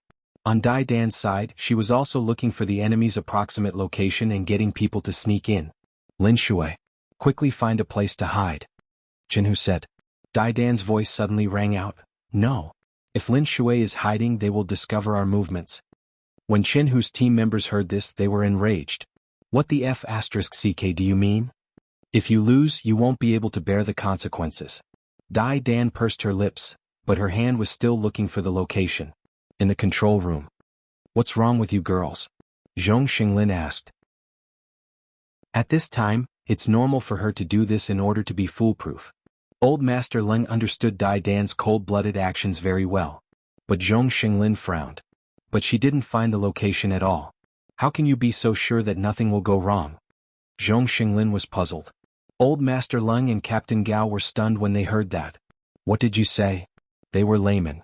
When they saw the few dots on the computer, they thought that Dai Dan had found the exact location. She ordered it herself. Are you kidding me? All the internet equipment is gone. How can she find the location? Zhong Xinglin frowned. Chapter 685. What's wrong with this female comrade? Old Master Lung was about to explode. This was the first time he had seen such an impulsive person. Captain Gao pursed his lips and could not help but frown. She wants to win. However, Dai Dan was too confident. She thought she could make the right bet. But now she was gambling with someone else's life. And it was her teammate's life. You want to win like this? Old Master Lung's expression was ugly. I'll give the order. At this moment, just as Captain Gao finished speaking, another person suddenly appeared on camera. He was holding a wooden gun. Captain Gao subconsciously blurted out, Lin Shui, be careful. Lin Shui turned his head and noticed Moss. Go to hell. Moss laughed as he lifted the wooden gun. Soon bullets shot out like a storm. Lin Shui immediately hid behind a tree, but the bullets were too old, so he was inevitably hit by 2 bullets. They heard Lin Shui's painful groan. The people from both teams were in their throats. Lin Shui. Qin Hu subconsciously shouted and immediately said, Lin Shui, leave quickly. The tree will fall. However, at this moment, Lin Shui's leg was injured and he could not move at all. He could not avoid the bullets. Lin Shui gritted his teeth and glanced at the grass beside him. He noticed the low slope behind him. He made up his mind and rushed to the right. After bending his knees, his entire body quickly rolled down the low slope. Even old Master Lung became nervous at this scene. Moss's expression darkened when he saw that the person had actually dodged while he was not paying attention. He changed the handle of the wooden gun and gradually walked over. So there's a low slope. Moss sneered. Very good, this will be your burial ground. With that said, Moss walked towards the low slope. When Lin Shui also picked up the wooden gun and knew that he only had one bullet left, he took a deep breath. Lin Shui gritted his teeth and focused on the slope. At this moment, however, Moss wanted to catch Lin Shui off guard. He walked from the side of the low slope and saw the back of Lin Shui's head. His eyes were dark as he sneered silently. The wooden gun silently met Lin Shui's head.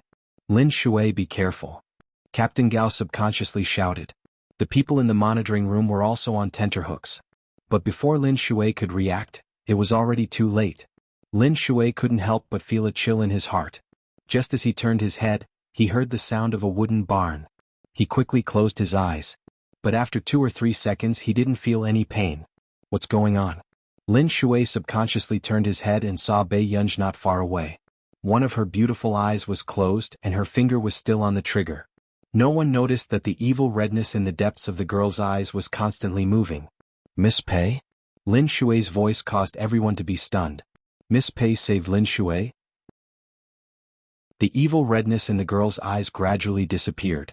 Bei Yunj's eyes flickered. He quickly turned around and pulled the trigger at the foreign man who had suddenly stood up on the mountain top in the distance. He could only see that the person not far away had fallen to the ground. This move shocked White Bear greatly. Miss Pei, what are you doing? Bei Yunj threw the weapon back to White Bear. I didn't have time to tell you just now. White Bear, so you did it yourself? Originally, White Bear thought that Bei Yunj needed his protection. But now he couldn't tell who he was protecting. Chapter 686.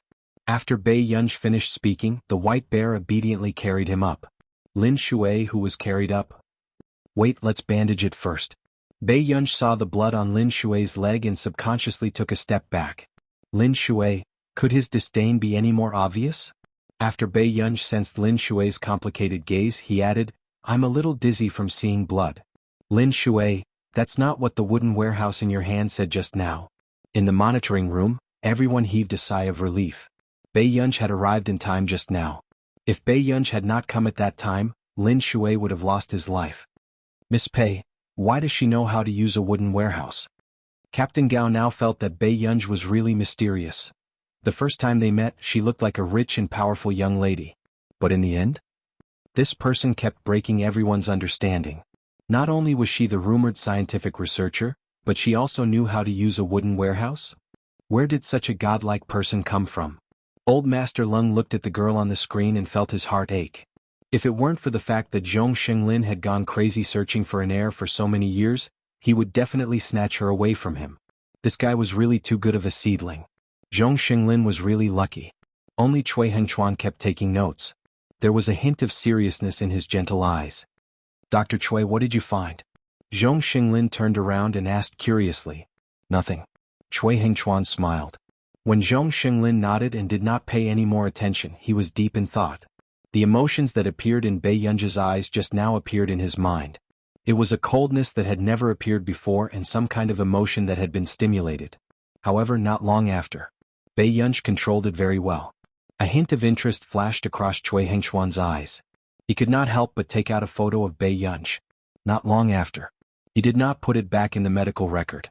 Instead, he put it in the pocket of his white coat. Meanwhile, the few people who were supposed to infiltrate were almost all injured. When Dai Dan heard this news, her expression changed. How is that possible? She couldn't have analyzed it wrongly. Tiger Chin and Fatty both knew what was going on, but on the field, no one wanted to pursue the matter. Dai Dan will settle this when we get back. After Chin who finished speaking, he asked, Miss Pei, are you there? A clear and pleasant voice was like a calming pill, making people feel at ease. Yes, it's here.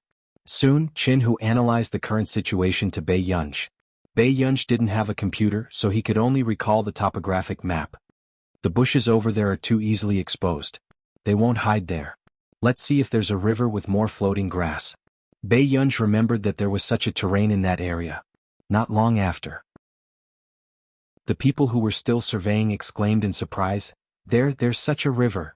Miss Pei, what happened next? What happened next? Bei Yunj's lips curled up as she said slowly, throw the grenade in and hide further away. Everyone, they didn't know why. Sometimes when they were facing Miss Pei, their scalps would go numb. When she heard Bei Yunj's voice, Dai Dan pursed her lips. Her thoughts were in a mess. She kept thinking about her wrong judgment. She was 90% confident about this matter. But now that she had failed, she might be punished. Chapter 687. On the other side. A few team members followed Bei Yunj's instructions and threw a grenade into the river. Not long after, a loud explosion caused a huge wave. The fire spread and even the driftwood turned red for a moment. Soon they stuck their heads out and saw that the green river had turned blood red. Their scalps went numb. Fortunately, they did not cross the river just now. Otherwise, they would not have known that there was someone hiding in the water. Reporting Miss Pei is telling the truth. There's someone inside. Hearing this, everyone was shocked. At the same time, this made Dai Dan's heart tighten. She also had a question that troubled her. And this question happened to be asked by someone else first. How did Miss Pei know that there was someone in the river? Bei Yunj was not at the scene. Bei Yunj adjusted his earphones and lowered their volume. I guessed it according to the topographic map just now. Hearing this, White Bear and Lin Shui could not help but look at Bei Yunj. Bei Yunj did not have a computer. It was obvious that he had just memorized the topographic map. This brain capacity, everyone's scalps went numb. When Dai Dan heard this, her heart ached even more. She felt like she had been slapped in the face. She could not even compare to an unprofessional girl. Along the way, Bei Yunj had been listening to Chen Hu and Fatty's arrangements most of the time. He was calm and casual. He would only give them some advice occasionally. Lu Da's face was ashen. What's going on here? Lu Da, is it the girl who saved that person just now? The injured team member asked. Lu Da could not help but frown when he heard this. How was this possible? At this moment, Meng Liang was more excited than anyone else. It's her. It must be her. You know her? Didn't you say that that person is a computer expert? Lu Da asked. But how could a real battlefield only test computer skills? If that was the case, then there was no need for them. Meng Liang immediately shook his head. Lu Da, that person is not simple. Don't underestimate her. Lu Da gritted his teeth. Only then did he realize how peaceful his first 20 years as a mercenary had been. But now he was being completely suppressed by a little girl? I understand. Lu Da gritted his teeth and his gaze darkened. This time, he had to take it seriously. Lu Da opened his palm and glanced at his chip. His expression turned cold as he swallowed the item. Lu Da, you. Meng Liang did not have the time to say anything. If I die, they must come and take my body. Lu Da instructed his subordinates.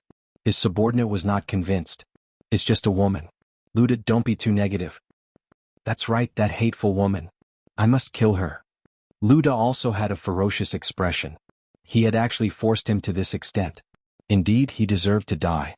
Miss Pei, you're really a genius. You're too amazing. Someone couldn't help but praise. Bei Yunj said unhurriedly, the other party has been fooled for so long. He'll be serious. Does Miss Pei have any ideas? Someone immediately asked. It was as if Bei Yunj could solve all problems. Yes. Bei Yunj responded and said slowly, everyone do your best. Protect me well. Everyone was speechless. Bei Yunj glanced at his watch and remained calm. He estimated that there were still 20 minutes. So, what was unexpected was that Chen Hu actually managed to capture Meng Liang with his men. Meng Liang struggled with all his might. Let go of me. I'm no longer a household register here. You have no right to touch me. Chapter 688. As he struggled, Meng Liang saw an excessively beautiful girl beside him. Are you the person who called me just now? Who are you? Bei Yunj raised her eyebrows and glanced at the middle-aged man in his 40s or 50s, but she had no intention of paying attention to him. She glanced at her watch and smiled lazily. 14 minutes. Meng Liang immediately realized that Bei Yunj had said 1 hour. Then he couldn't help but laugh crazily. Do you think you've won? Let me tell you, you've lost. Seeing this, the others couldn't help but frown. They felt that Meng Liang was implying something. Bei Yunji's eyes flashed and she quickly thought of something. Meng Liang's smile gradually disappeared and he looked at her warily. What are you trying to say? Bei Yunji walked around him and sized up the off-road vehicle. She asked intentionally or unintentionally, your off-road vehicle doesn't seem to have much oil. Meng Liang immediately panicked when he was asked this, but he pretended to be calm. You've already planned this route in the Great Eagle Forest, right? Bei Yunji's voice sounded slowly. Hearing this, no idiot would blatantly fly at high altitudes near the war zone. Bei Yunji was wearing black leather gloves and playing with the bristlegrass in her hands slowly. Her eyes were impudent and arrogant. Isn't that right, Mr. Meng? Don't waste your time. I won't reveal it. Team Tiger, go to the nearby river zone and search for people. Meng Liang's heart skipped a beat when he heard Bei Yunji's voice. Fear gradually spread. This girl who looked young was really too scary. Search in the south of the river zone. There's a cliff in the north. After Bei Yunji finished speaking, Fatty hesitated for a moment and asked tentatively, Miss Pei, do you remember all the topographic maps? Bei Yunji changed the topic and suddenly looked at Meng Liang. Her beautiful and bright eyes seemed to be able to see through people's hearts. You? Meng Liang felt inexplicably guilty. You're too arrogant. In the control room. Does this brain really exist? Old Master Leng asked a question that Si Qingyan asked every day. This area isn't too big. Bei Yunji said. Everyone, this hopeless academic flunky. It was just 2 foreign names but they had actually become so wordy. Zhong Shenglin glanced at Old Master Leng. How else do you think she got both the Farisk and Busaka nominations? Alright. Stop arguing. It gives me a headache, Old Master Leng immediately said. Zhong Shenglin, Bei Yunji shouted, White Bear. When White Bear heard the coldness in Bei Yunji's tone, he quickly stepped forward and punched Meng Liang in the stomach. It made Meng Liang's face contort. After seeing a bug like Bei Yunji with his own eyes, Meng Liang was a little devastated. Let me go. I'm telling you there's no way you can win. Before Meng Liang could finish speaking, this action shocked everyone. They all looked at White Bear in confusion. When did he have such a good relationship with Miss Pei? Bei Yunji walked up to him and patted his face gently with a gentle smile. Her eyes were casual and arrogant. This isn't something you should worry about, understand? Miss Pei, do you want to come with us? Fatty thought for a moment and asked. Chapter 689. Bei Yunji raised her eyebrows and glanced at White Bear, but she agreed. That's great. White Bear was the happiest. He wanted to participate in this mission as well. However, he had to stay away from the danger zone to protect Bei Yunji. Let's drive. Bei Yunji raised her eyebrows when she saw the broken window of the Jeep. Miss Pei, do you know how to drive? Yes. After Bei Yunji said that, White Bear became excited again. He couldn't hide his joy. That's great. However, a few minutes later, another thing suddenly occurred to them. Miss Pei, how old are you this year? I'm almost 20. Bei Yunji sat in the driver's seat and answered. Do you have a driver's license? Bei Yunji paused and glanced at Chen Hu. She smiled and said, no. The next moment, before anyone could react, Bei Yunji stepped on the accelerator and drove to the maximum speed. Everyone? So, they were near the river zone. Everyone took a deep breath. If not for their good physical fitness, they would have been killed by Bei Yunji's driving skills. They couldn't let Bei Yunji drive next time. This was their first thought. However, Bei Yunji glanced at the marks on the ground and her sharp eyes saw some inconspicuous bloodstains. It's right in front. Bei Yunji said in an orderly manner. Hearing this, everyone scanned their surroundings and quickly headed towards the river zone. Over there. White Bear said immediately. Parkway. Everyone turned to look at the yacht not far away. However, in the next second, Bei Yunji's eyes moved and she quickly pulled White Bear back. Be careful of the bullets. Fortunately, Bei Yunji's warning was fast enough. Everyone avoided the bullets. In the blink of an eye, the next round of battle began again. However, the gradually increasing distance, the yacht's constantly changing route, and the cunning opponent made him feel somewhat powerless. Unable to accurately hit the enemy. Bei Yunji thought for a moment, then adjusted his Bluetooth, and his voice was clearly heard by everyone. Do you know where the yacht's gasoline is stored? Break through the iron sheet and the storage box. Hearing this, everyone quickly changed their target, which made the few people on the yacht feel a little strange. Why were these people getting more and more off target? But soon they reacted. They're attacking our fuel tanks. Luda and the others' faces changed. At this moment, when Bei Yunj saw that there was a gas leak, she asked White Bear, "Do you have tracers?" White Bear braced himself. "No." "Bei Yunj, what about the incendiary bombs?" "I do." White Bear quickly loaded the incendiary bomb into the gun. "What are you going to do with it?" Bei Yunj looked at the people on the yacht and already knew their intentions. She did not have time to explain to White Bear. She took the wooden gun from White Bear, closed her left eye gently, and aimed at the spot where the oil was leaking. Her slender finger pressed the trigger. There was a loud bang. A flash of fire passed through and ignited the gasoline on the surface of the sea. Then the entire simple yacht burst into flames. In an instant the entire place was ablaze.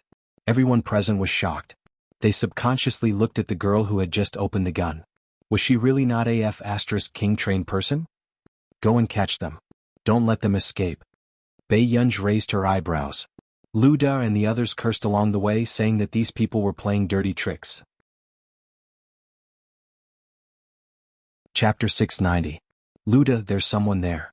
Hearing this, Luda immediately raised the wooden gun and prepared to kill that person. But the next moment, a strange light flashed across his eyes and he put down his weapon. "Go and capture him."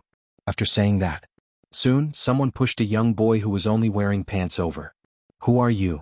Luda asked in the local language that wasn't very standard. The boy probably didn't expect to meet a few people with wooden guns. His expression didn't look good and he didn't say anything. "Speak." Another team member next to him immediately pointed a dagger at his throat. "Don't touch him," Luda said in a deep voice. "Luda, you," that person wanted to say something but hesitated. Luda glanced at him indifferently. "As long as he's here, our chances of winning will be higher." Hearing this, everyone immediately understood. They kept an eye on the boy along the way, not giving him any chance to escape. So, Luda was mentally prepared to be captured by these people again. Seeing these people chasing after him, he sneered. "You guys are really amazing. I have to say, I admire you guys." Bei Yunj, who was behind him, just casually glanced around and didn't plan to go forward. "Come back with us now." Chin, who pointed at him with the wooden gun. Hearing this, Luda suddenly laughed and grabbed the boy's neck with one hand. "Is that so? Don't act rashly. I don't want to hurt the innocent. Where did this child come from?" Someone subconsciously frowned and asked. At this moment, there was actually such an episode. "How about this? I can apologize with my death, but you have to let my brother go. Allow them to take my body away. How about that?" Luda's eyes were like an eagle's as he stared at them and asked. 2020 this is not a worthwhile transaction. Furthermore, there is no good transaction that would be carried out with threats. Chinhu laughed. Everyone was thinking about how to save the boy. The safety of the innocent hostage was the most important. "What does Miss Pei think?" Chinhu asked. Only then did Pei Yunj look up and meet Luda's eyes. "So," Luda reacted. This was the person Meng Liang was talking about. His heart sank. Sure enough, Bei Yunj spoke up in the next moment. She chuckled. "Isn't the corpse a little troublesome? What about the ashes? There's an idiom in our country that goes like this: burn the bones and scatter the ashes." Immediately, the faces of Luda and the others changed. This was especially true for Luda, who felt an inexplicable sense of panic. Did this person discover something so he did it on purpose? The corpse had been burned to ashes, so how could the chip still be there? "Arrogant. Don't you dare." Luda's team members said angrily. "Yes, let us go. Otherwise this little boy won't be able to live." Luda thought for a moment and suddenly laughed. "I don't want to involve innocent people. I wonder if that beautiful lady is willing to be a hostage." White Bear's face sank. Impossible. The others thought the same. Especially in the monitoring room, the people who were watching this scene were on tenterhooks. No matter what. With Bei Yunj's status, she could not become a hostage. Sergeant Gao could not help but give the order. "Everyone, don't forget what the most important mission this time is. Protect Bei Yunj." This was their first mission. No. Chapter 691. But is it possible for all of you to leave safely? Luda smiled and said, "I believe that this beautiful lady was involved in the plan just now. Of course I won't take revenge on you. I just want to use you in exchange for a chance to leave alive." Bei Yunj chuckled nonchalantly and walked between the two parties. "All right, let the child go first." As soon as Bei Yunj finished speaking, White Bear shouted nervously, "Miss Pei Yu, Bei Yunj only glanced at him and walked slowly towards him. Just as their eyes lit up, they saw Bei Yunj playing with a familiar object in her hand. It was a grenade. This was a warning to them to let the child go. Lu Da's expression changed and he could only say one sentence through gritted teeth: "Let the child go." No. He really believed that this person was the one who had been messing with his plan from the beginning to the end. In the beginning, these people didn't have any advantage. But later on, they were beaten to the point where they couldn't even fight back. Seeing the boy walk in front of her, he called out guiltily, "Sis? Sis?" He was afraid that this sister of his would lose her life in order to save him. Bei Yunj sized him up and patted his head before walking forward. She smiled casually and said, "You can swim quite well." The boy looked down at his wet pants. He lived in a village 3,000 to 4,000 meters away. He swam nearly 2,000 meters near the river before reaching here. Not long after the hostage exchange was successful, someone pointed a wooden gun at the back of Bei Yunj's head from behind. The team member took Bei Yunj hostage and glanced at the others provocatively. However, Bei Yunj did not look nervous from the beginning to the end. No one noticed that Bei Yunj glanced at her wristwatch. "Let's retreat." With Bei Yunj in their hands, the others didn't dare to use force. White Bear asked anxiously, "What should we do? What should we do?" "Miss Pei is in their hands. In the monitoring room." Old Zhong calmed down. Was willing to be a hostage. "Don't be anxious," Old Master Lung said quickly. Zhong Xinglin's face was ashen, and his heart was in a mess.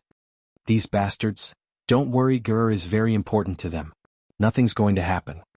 Old Master Lung quickly comforted him. Cui Hingchuan asked casually, "Elder Lung, have the other teams been transferred over?"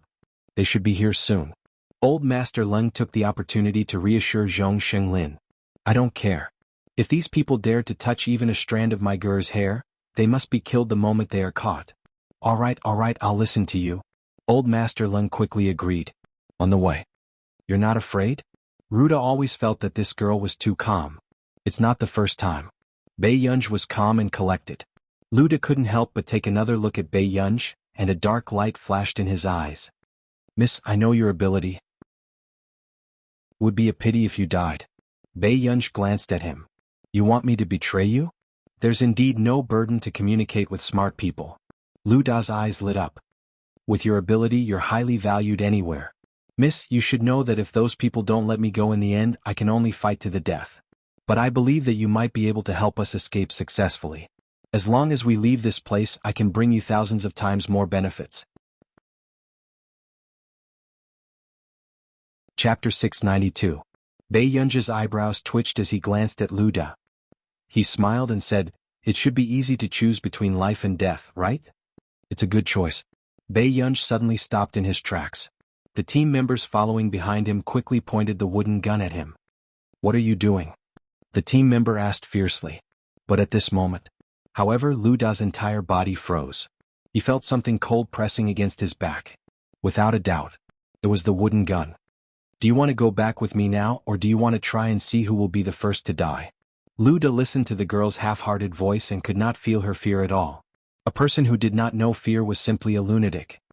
"Do you think I'm afraid of losing my life?" Lu Da took a deep breath and sneered again. He was forcing himself not to be afraid of the wooden gun pointing at his heart. "Lu Da, it's been an hour." Bei Yunj's lips curled up. "If I die, you guys will only turn into ashes." As soon as he finished speaking.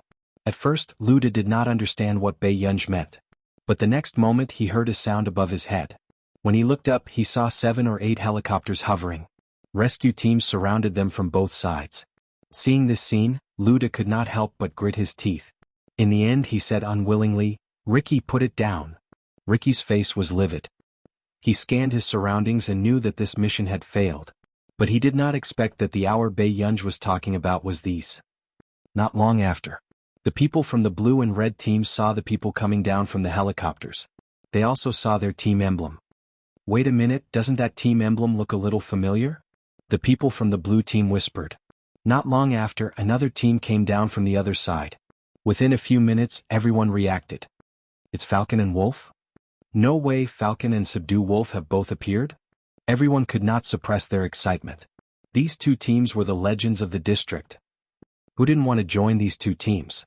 Just as everyone was feeling reserved and did not dare to go to the two big shots of the two teams. The captains of Falcon and Wolf walked up to Bei Yunj. "Miss Pei, are you all right? I heard from Elder Zhong that something happened to you, so I rushed over." The captain of Team Wolf, Tan Nan, looked gentle. His skin was fair and clean, which did not match his profession. However, his eyes were very dark, as if they could see through people's hearts. "I'm fine." Bei Yunj handed the things in her hands to White Bear. At this moment, the captain of the Falcon squad couldn't help but ask, "Miss Pei, how old are you?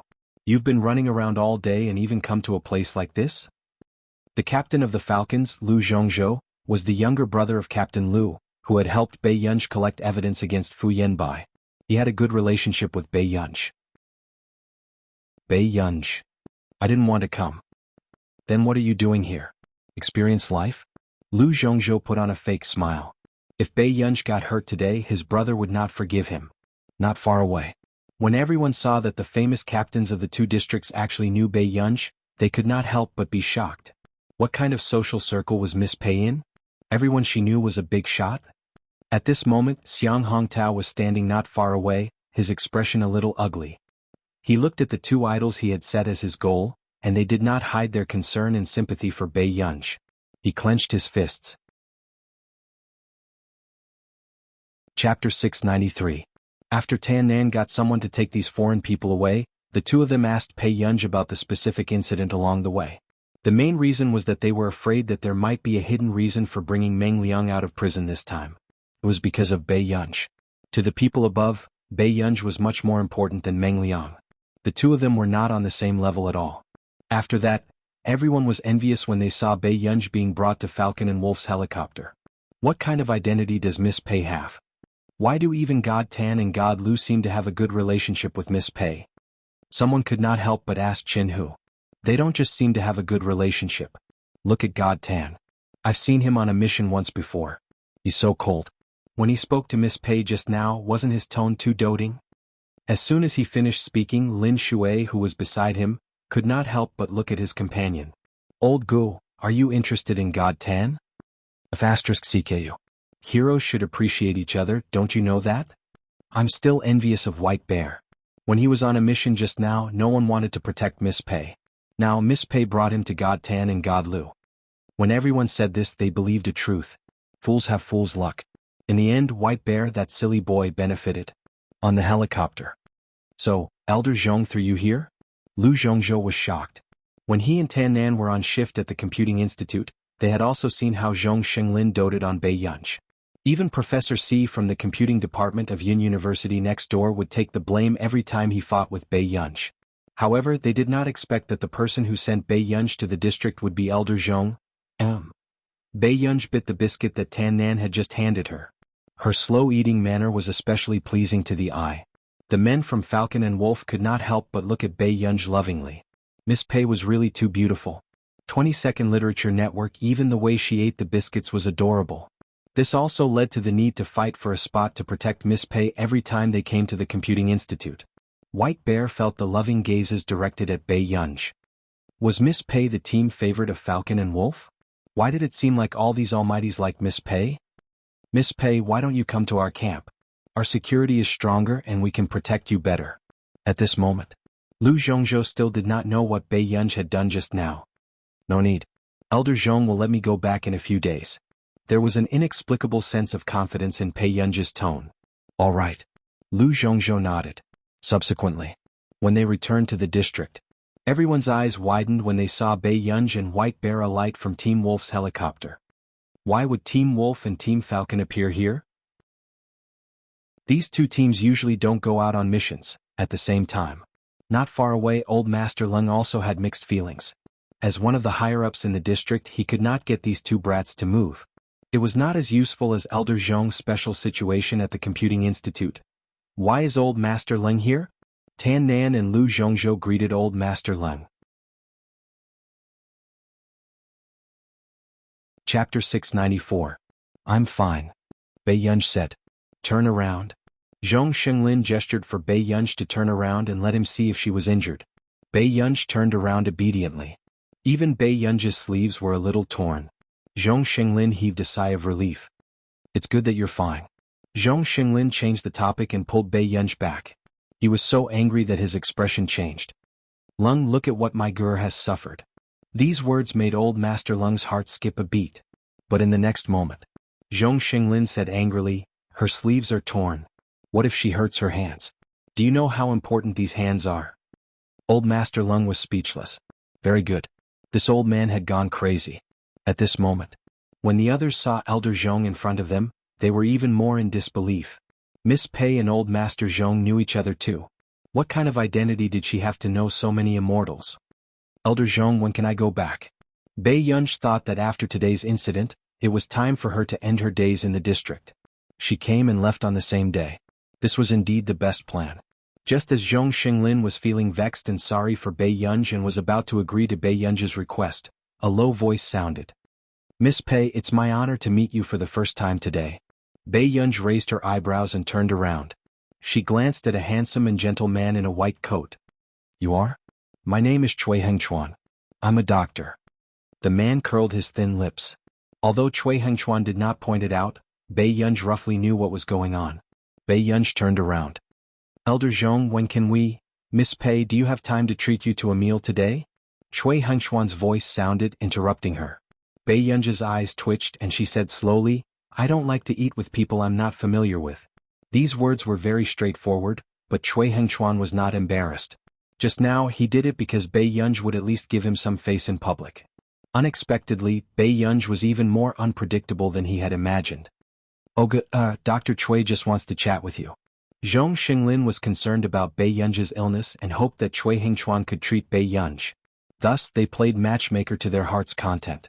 However, what was unexpected was that the two captains beside her felt that a dangerous person was approaching Bei Yunj. Miss Pei is just like that. She's more straightforward with people she's not close to. Lu Zhongzhou chuckled and said, how about this, God Tan and I will eat with you. Tan Nan nodded. White Bear quickly added, I want to go too. Bei Yunj, in the office. Dai Dan, I've already applied for a transfer for you. You're more suitable for a civilian job. Old Master Lung said. Hearing this, Dai Dan clenched her fists instinctively and bit her lip. After a while. Why? Is it because I didn't perform well enough, or did someone say something about me? With that said, Bei Yunj and Qin who appeared in Dai Dan's mind. No one said anything about you. I watched the entire mission. Old Master Lung said calmly, after Yunj gave you the topographic map, did you really successfully locate the enemy again? These words made Dai Dan's face pale. Dai Dan, I don't want anyone to joke about their companions' lives at the front line. Chapter 695. Old Master Lung, the transfer procedures can be completed today, Old Master Lung said calmly. Dai Dan pursed her lips. At the very least, Old Master Lung had given her some dignity. Otherwise, if she was transferred for disregarding her companions' lives and destroying the mission, she would be finished in the future. How did Miss Pei get her hands on that map? Dai Dan could not help but ask before she left. When Old Master Lung heard this, he roughly understood why Dai Dan was acting abnormally. As a top student from Yun University's computer science department, Dai Dan was also known as a top student. She was one of the best in the computer science field. However, when Bei Yunj came, Dai Dan's pride was thwarted. However, some people's abilities were God's favorite gift. There was no way to compare them. Dai Dan, don't compare yourself to some people. Some people are born in the clouds, Old Master Lung said in a deep voice. However, people in the clouds might have to bear some so-called price. In the restaurant, Lu Zhongzhou said, Miss Pei, don't you think I'm quite loyal? If you don't want to eat with that weak doctor, I'll help you. Then do you think I'll want to eat with you? Bei Yunj smiled faintly. Lu Zhongzhou was speechless. Why didn't young ladies these days know how to appreciate kindness? Then I won't say anything. Lu Zhongzhou felt wronged, but his expression was very cold. He was obviously unhappy. But who would have thought? Hearing this, Bei Yunj only nodded and found a seat to sit down. This smooth action made Lu Zhongzhou's body freeze. Pretentious. Tan Nan glanced at him and walked over. You're the pretentious one. You're a quiet freak, Lu Zhongzhou retorted fiercely. At this moment, many people were looking over. 80-90-inch Miss Pei's things. Cui Hengchuan handed a small stack of bound paper to Bei Yunj. Bei Yunj flipped through a page and already knew what it was. Her medical records. However, it was not complete.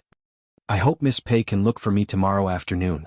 Chui Hengchuan only said this one sentence before he continued to eat quietly. Bei Yunj didn't find it noisy at all. On the contrary, the atmosphere was unusually harmonious. Only Lu Zhongzhou had been eyeing Chui Hengchuan covetously. He felt that Chui Hengchuan was not a good person. At night, Bei Yunj returned to her room and casually threw her things on the table. She saw a corner of the business card. She picked it up and glanced at it. Chui Hengchuan was the director of a psychological research institute. He should be quite famous. Otherwise, Zhong Shenglin would not have let her come all the way to this place. Bei Yunj put it on the table again and didn't pay much attention to it. The next day she didn't look for Chui Hengchuan. She just strolled around the district with nothing to do. Because he knew Bei Yunj's identity, Captain Gao did not make any more demands on Bei Yunj. Instead he turned a blind eye to it. As long as Bei Yunj did not cause any trouble, it would be fine. After all, it wasn't that he didn't see Zhong Xinglin aggressively settling scores with old Master Leng because Bei Yunj's sleeve was torn yesterday. Elder Zhong even dared to argue with old Master Leng, let alone him. Besides, if anything really happened to Bei Yunj in his hands, it would really be over. But if this continued a few days later, the district was not peaceful again. The young man from the cooking squad came over aggressively and complained to Captain Gao. Chapter 696. The reason was that Pei Qian would encourage the military dogs in the district to steal food from the kitchen. There was also one time when the young man in the kitchen discovered that his favorite big golden retriever was chewing on a plastic bundle of noodles. The noodles kept dropping, but the culprit was wagging its tail as it walked towards the door. Only then did they discover the culprit. Moreover, the most difficult thing was that when they found the culprit and were about to correct him, this person was more proactive than anyone else in admitting his mistake. With a pair of beautiful and clear eyes, it was hard for people to say anything harsh. But the next day, they saw two big golden retrievers shuttling back and forth in the kitchen. One was biting on a rope with eggs and the other was biting on a bottle of milk. Their black eyes swept across them cutely as they trotted out. Their crime methods were despicable and very daring. Captain Gao, where did you find this ancestor? The young man was miserable. This was the first time he had encountered such a thing in so many years. Captain Gao's eyelids twitched. One had to know that this person would not do anything good. Captain Gao was slightly helpless. This person was sent here by old Master Leng. What? The young man felt as if he had been struck by lightning. Then won't my noodles, eggs and milk be stolen every day from now on? Captain Gao couldn't bear it. He turned his head, coughed lightly and ordered, "Tell the people below to keep an eye on the military dogs. Don't let Miss Pei come into contact with them." The people present suppressed their laughter for some reason. This was the first time such a young lady had come to the district. However, compared to the rich young masters who came, she was even more of a headache. But Big Gold and Little Gold both like Miss Pei very much, the team member muttered softly. At this moment the young man smiled slightly. Big Gold and Little Gold are fed meat by Miss Pei every day. How can they not like her? Everyone, Captain Gao, I believe in your ability. Let Miss Pei go back as soon as possible. This is not suitable for her. The young man said seriously. Captain Gao, if possible, he also wanted to send Miss Pei back as soon as possible. However, he didn't know what old Master Leng and old Master Zhong were thinking. They felt that putting Bei Yunj in this place was beneficial to Bei Yunj. But in reality, leaving Miss Pei here would only be disadvantageous to them. Moreover, every few days Falcon Captain Lu Shun and Wolf Captain Tan Shen would come to see Miss Pei. She was indirectly warning him that he had to take good care of Miss Pei. Who would dare to cause trouble for her? A few days later, Bei Yunj had just come out of Chui Hengchuan's office as usual, and her beautiful eyes were slightly bloodshot. Miss Pei, are you all right? White Bear asked cautiously.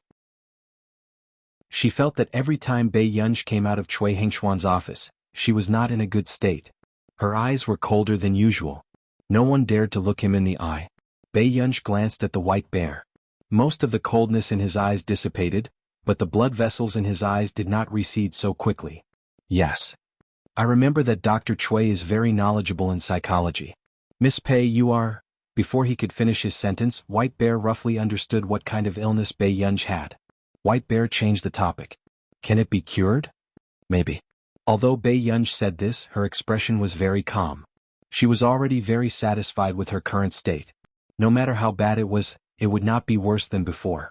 White Bear remembered and quickly handed the strawberry-flavored milk he had hidden in his pocket to Bei Yunj. After Bei Yunj took it, she shook the pink milk in her hand and raised her eyebrows at him. Chapter 697. Miss Pei, I asked a friend of mine to secretly bring this back for you. White Bear scratched the back of his head in embarrassment. Big Brother Bear, are you sure this isn't your daily stock? Bei Yunj smiled lazily as she asked. White Bear was speechless. Could he go back on his word? Bei Yunj thanked White Bear, opened the straw, poked a hole and slowly bit on it. Is the set of speed training exercises that I taught you before suitable? Very suitable. I got 9th place in the assessment. White Bear's eyes lit up. Miss Pei's set of exercises was amazing. Previously, their team was often at the bottom of the assessment because they did not pass the test in speed. But according to Miss Pei's training speed, they achieved great results in a short period of time. Miss Pei, did you create this? White Bear could not help but ask. No. Bei Yunj paused for a moment and smiled. It's an old friend. A few days later, Sergeant Gao and the young man from the cooking team looked expressionlessly at the simple scooter that White Bear and Bei Yunj had created. Soon they saw Big Gold and Little Gold happily dragging the scooter and running around the district. At first, the young man and Sergeant Gao did not quite understand what the scooter was for. In the afternoon, Big Gold and Little Gold stuck out their tongues and sat obediently in front of them. The young man looked into the scooter tentatively. It was a small piece of paper. Can you give me some fruit and milk? Thank you. Sergeant Gao and the young man were speechless. Good heavens! Was she already asking for it? After filling the scooter, the young man unconsciously lit a cigarette and looked at Big Gold and Little Gold's departing figures with a weary expression. Sergeant Gao glanced at the young man. Just as the young man was stunned and realized that he could not smoke, Sergeant Gao said, "Give me one." The young man was speechless. He remembered that Sergeant Gao had not smoked for several years. However, another afternoon, on the training ground, Bei Yunj was bored to death. After bathing Big Gold and Little Gold, she was combing their beautiful golden fur. When some of the team members passed by, they couldn't help but glance at Bei Yunj. Although the cook and Sergeant Gao were not very happy, they still liked this kind of unbelievably beautiful girl. It was simply the most refreshing scenery in the entire district. He just didn't know when it would happen. The discussion around them seemed to have quieted down. When Bei Yunj stood up and turned her head around, she was surprised to see a man's shiny black leather shoes and perfectly ironed trousers. Looking up again, she saw his handsome and noble features. His pair of pale-colored eyes were abstinent, revealing an inexplicable sense of aggression. The corners of his upturned eyes were seductive, and his posture was lazy and carefree. No matter where he stood, he was an existence that no one could take their eyes off. He was refined and arrogant. Bei Yunj, on the other hand, glanced at the mole on the man's sexy Adam's apple. This man's appearance was like a human's. Bei Yunj was the first to react. She was still thinking about the man's appearance. The others couldn't help but discuss. How did this gentleman get in? Someone not far away asked in confusion. It was not easy for outsiders to enter this place. Old Master Lung was also puzzled. Back then, the news of Bei Yunj entering the district was planned to be kept a secret. No one outside knew where Bei Yunj went. Then, how did this young man find her? Chapter 698. The man's gaze was indifferent as he casually glanced at Bei Yunj's wet clothes. Sir, the person you're looking for is Miss Pei? The female team member, who was originally in high spirits, suddenly froze on her face. Yes. After the man replied indifferently, his low and magnetic voice sounded. Yun Yun. Hearing this, everyone was shocked. Yun Yun? Wasn't he calling her too intimately? Moreover, the man's voice had a special magnetism to it. It was inexplicably flirtatious and seductive. Bei Yunj walked in front of Huashidu and looked at the water stains on her body. Her gaze inexplicably drifted as she called out, "Brother? Everyone?" Was this still the unruly Miss Pei they knew who liked to torture people? Wasn't she too obedient? Huashidu stretched out his hand lazily and naturally brushed Bei Yunj's hair away from her ear. Is it fun? Bei Yunj felt that this question was not ordinary. She said sincerely, I want to go back. Everyone was stunned. This was the first time they realized that Miss Pei was so obedient. It was also the first time they realized that someone was actually standing together with Miss Pei. For some reason, the atmosphere was inexplicably harmonious and sweet. After Huashidu found out that Bei Yunj had left, he used his connections and found Bei Yunj's exact location. He had originally thought that this young lady would suffer a little here. However, he did not expect to see this young lady happily playing with the two golden-furred animals as soon as he saw her. "Alright, good girl, go pack your things first. We're going home." Huashidu habitually scratched Bei Yunji's chin and smiled calmly. Bei Yunji responded and immediately returned to the dormitory. Everyone was still thinking about how the man had scratched Miss Pei's chin just now. Wasn't this scene too doting and sweet? Similarly, Cui Hengchuan, who was standing beside Zhong Xinglin, also saw this scene clearly. As a psychiatrist, he could clearly feel that Bei Yunji's attitude towards this man was very different. It could be said that she relied on him. At this moment, Cui Hengchuan's gaze darkened, but Huashidu walked towards Zhong Xinglin. His deep voice was gentle and pleasant. It was neither friendly nor cold. "Elder Zhong, it's an honor to meet you for the first time. My surname is Hua." The man handed the gold-stamped business card to Zhong Xinglin and said in a light tone, "The little girl is noisy and not suitable for this place. It's better for me to bring her back and discipline her." Zhong Xinglin was stunned when he saw the name on the business card. Huashidu, the youngest president of the Hua Corporation. Suddenly, Zhong Xinglin remembered that Si Qingyan had complained that Bei Yunji treated the Hua Corporation too differently. "So that's how it is, girl lives with you? You're her brother?" Zhong Xinglin's mind was a mess. He didn't know how Ger had anything to do with the Hua Corporation. He was also the most rumored young president of the Hua Corporation. However, Zhong Xinglin knew very well that Bei Yunji only had 3 brothers. How could there be a 4th brother? When the man heard this, he only smiled and answered the first question. "She lives with me." However, this answer was inexplicably ambiguous. Cui Hengchuan's eyes darkened. He never thought that Bei Yunji would actually know the young president of the Hua Corporation. Cui Hengchuan subconsciously clenched his fists. Chapter 699. "So that's how it is," Zhong Xinglin nodded instinctively. He sized up the dignified man in front of him a few times. Zhong Xinglin felt very satisfied. Such a man was impeccable. Whether it was his appearance, ability, or family background, no one could find fault with him.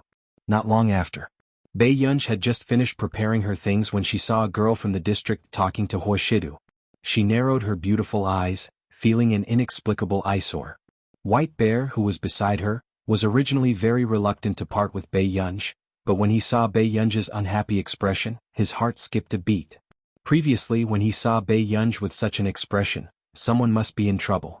But today it seemed different. White Bear glanced at Bei Yunji and followed Bei Yunji's gaze. He did not expect to see Huashidu. The simple-minded White Bear felt that something was amiss. Wasn't that Miss Pei's brother? Why did Miss Pei look unhappy as if her boyfriend was chatting with another girl? After thinking for a moment, White Bear probed, "Miss Pei, is this your brother?" "What?" Bei Yunji did not even turn her head as she continued to look at the person not far away. Fortunately, Huashidu seemed to have only heard what the girl said just now. He quickly turned his head and had no intention of chatting. "I keep feeling that Miss Pei doesn't seem too happy when your brother is chatting with another girl," White Bear said straightforwardly. Bei Yunji was silent for a moment before she laughed lazily. "Yes, because I have a brother complex." White Bear. Miss Pei had a brother complex with her personality? White Bear felt that his perception was damaged, but not long after he subconsciously asked, "What if your brother gets married?" Bei Yunji paused. Not long after, she turned to look at White Bear. "You seem to like to mention things that I won't be happy about today." "Miss Pei, wake up. Brother complex has no future." But not long after, White Bear followed Bei Yunji. Along the way he was worried that Bei Yunji might be smart, but she would eventually go down the wrong path. At this time, Huashidu took Bei Yunji's luggage and asked unhurriedly, "Do you have anything to say to me?" Bei Yunji changed her clothes and put on a white baseball cap. Hearing this, he lowered the brim of his hat and glanced at the people around him. "I'm leaving. Goodbye." Everyone, very well, there was no need for such a fervent farewell. Only White Bear was the most sincere. He took out all his snacks in front of the captain and let Bei Yunji eat them on the way. Bei Yunji was silent for a moment before she took it. She did not tell White Bear that the trunk was filled with her snacks. "Good, I still have something to tell you." Old Master Leng suddenly called out to Bei Yunji and called Bei Yunji to the side. After giving his instructions, Bei Yunji returned to Huashidu's side. When she saw the girl beside her looking at Huashidu reluctantly, she looked away. On the way, the man sensed the girl's faint gaze and subconsciously curled his lips. "Yun, control yourself when you're outside." Bei Yunj glanced at the man's side profile and chuckled. Brother is so popular. Even Bei Yunj herself did not understand why she was looking for trouble again. After thinking for a while, Bei Yunj cleared her throat and was about to apologize. Suddenly, she heard the man's deep and pleasant voice ring in her ear. Popular? Chapter 700. Bei Yunj glanced at him. Just as she was about to organize her words and say something, the man's gaze landed on her. The man's unwavering gaze fell on her body. Suddenly, his thin red lips casually curled up and he bent down. For a moment, the surroundings were filled with his cold and pleasant scent. Before Bei Yunj could come back to her senses, her hand was covered with a layer of warmth. It was the man's warm and dry palm that gently held her hand. It was different from the deliberate intimacy in the past. It seemed to carry some kind of indescribable hidden emotion. It was sudden and unusually passionate. Just like the man's deep and magnetic voice at this moment, it sounded in her ear, causing Bei Yunj's heart to pound and her ears to gradually heat up. Why are you blushing, Yunyun? Bei Yunj, the corners of his lips curled up as he looked at the angry little girl. Washidu's slender and well-defined fingers wrapped around her hand. His voice was light and his posture was inexplicably ostentatious. His eyes gradually darkened, but they were explicit and ambiguous. Why would my Yunyun need to snatch what she wants? Bei Yunj was almost scalded by the man's gaze and immediately looked away. She struggled a little. But seeing that the man was holding her hand tightly, she did not feel awkward anymore. Washidu looked at the little girl with her head lowered. He did not know what she was thinking about. He wondered when this child had been unhappy just now. Not long after, Bei Yunj heard the man's low and indifferent voice and said slowly, Miss Huang just now was asked for help by a friend. He added, she helped me bring her home. Bei Yunj looked at him. I'm not angry. The man curled his lips and said lazily, is that so? Then I was happy for nothing. What are you happy about? Bei Yunj looked at him subconsciously. At this moment, the man had already opened the car door and touched Bei Yunj's head, careful that Bei Yunj would knock on the door. Happy brother, do you have a chance to coax our Yunyun? With that said, the man closed the door and returned to the driver's seat. Bei Yunj, why was it that every time this man spoke it felt like he was playing with a cat? Not long after, Bei Yunj glanced at the man beside her before she stared at the scenery outside and said casually, Brother, have you ever thought about dating? Washidu almost stopped when he heard that, but then he heard her say boldly, the kind that doesn't get married. The man seemed to be silent for a long time. Even the light in his eyes was hidden. He glanced at her indifferently. He said unhurriedly, I don't plan to. Bei Yunj, sure. They couldn't continue the conversation. Bei Yunj sensed that the atmosphere was inexplicably strange, so she tactfully quieted down. But then she heard the man chuckle softly. He said slowly, we're older men so we're more conservative. I like to fall in love with the goal of marriage. Bei Yunj nodded and commented, it's pretty good. It seems like Yunyun is planning to be a hooligan when she falls in love in the future? Washidu raised his eyelids and looked at her. Bei Yunj, in her previous life because Pei Junhan had an affair when he married Meng Liang, he even had a pair of children with another woman. Hence, Bei Yunj saw with her own eyes how Meng Liang was destroyed because of the man she loved the most. Therefore, the impulse that surged up in Bei Yunj towards this man in front of her was something that she had never felt before. Chapter 701. Pei Junhan had given Meng Liang an unforgettable love. Even before Pei Junhan's matter was exposed, Meng Liang's students would always mention this handsome, elegant and affectionate man in front of Bei Yunj. However, his affectionate relationship was fake. Otherwise, he wouldn't have openly appeared in front of Meng Liang and Bei Yunj on her 14th birthday with his children. Later, Bei Yunj found out that her father wasn't very busy. The reason why he wanted her to be sensible and follow the nanny since she was young was because he liked the children that the woman outside gave birth to for him more. Pei Junhan would be like an ordinary father. He would send the children to school, take them to the amusement park and praise them because of some unworthy honor. As for her, no matter how much honor she received, she couldn't compare to Pei Junhan's illegitimate children. Because of this matter, Meng Liang had once gone crazy. She had brought Bei Yunj to the higher-ups of the Pei family and mocked and humiliated Pei Junhan's children. They were as stupid as pigs. But in the end, Pei Junhan lost his mind and threw the cup on the table at Meng Liang. But no one expected Bei Yunj to stand in front of Meng Liang. Seeing the blood on Pei Yunj's forehead, Pei Junhan finally panicked. He wanted to coax his daughter not to tell others that he had attacked Meng Liang and her for the sake of his illegitimate children. But when Grandpa Pei barged in and hugged Bei Yunj with heartache, he heard the 14-year-old Bei Yunj say calmly, "Grandpa, in terms of ability, Pei Junhan and his children are just defective products. Only I can afford the Pei family." This was a 14-year-old girl talking about her father and her half-brothers and sisters. Grandpa Pei's heart ached. He brought Bei Yunj back and chased Pei Junhan out of the Pei family. He also acquiesced to Bei Yunj's wishes. Bei Yunj knew very well how much Meng Liang had sacrificed for that ridiculous marriage. This was a lesson learned from her predecessor's mistakes. Bei Yunj had always felt that feelings were the best thing to avoid. She couldn't possibly make the same mistake as her mother. But now she seemed to be facing the same choice as Meng Liang. If they continued forward, they would either be like moths to a flame, or they would get what they wished for. Bei Yunj subconsciously glanced at the man's side profile. But she wanted to get what she wanted.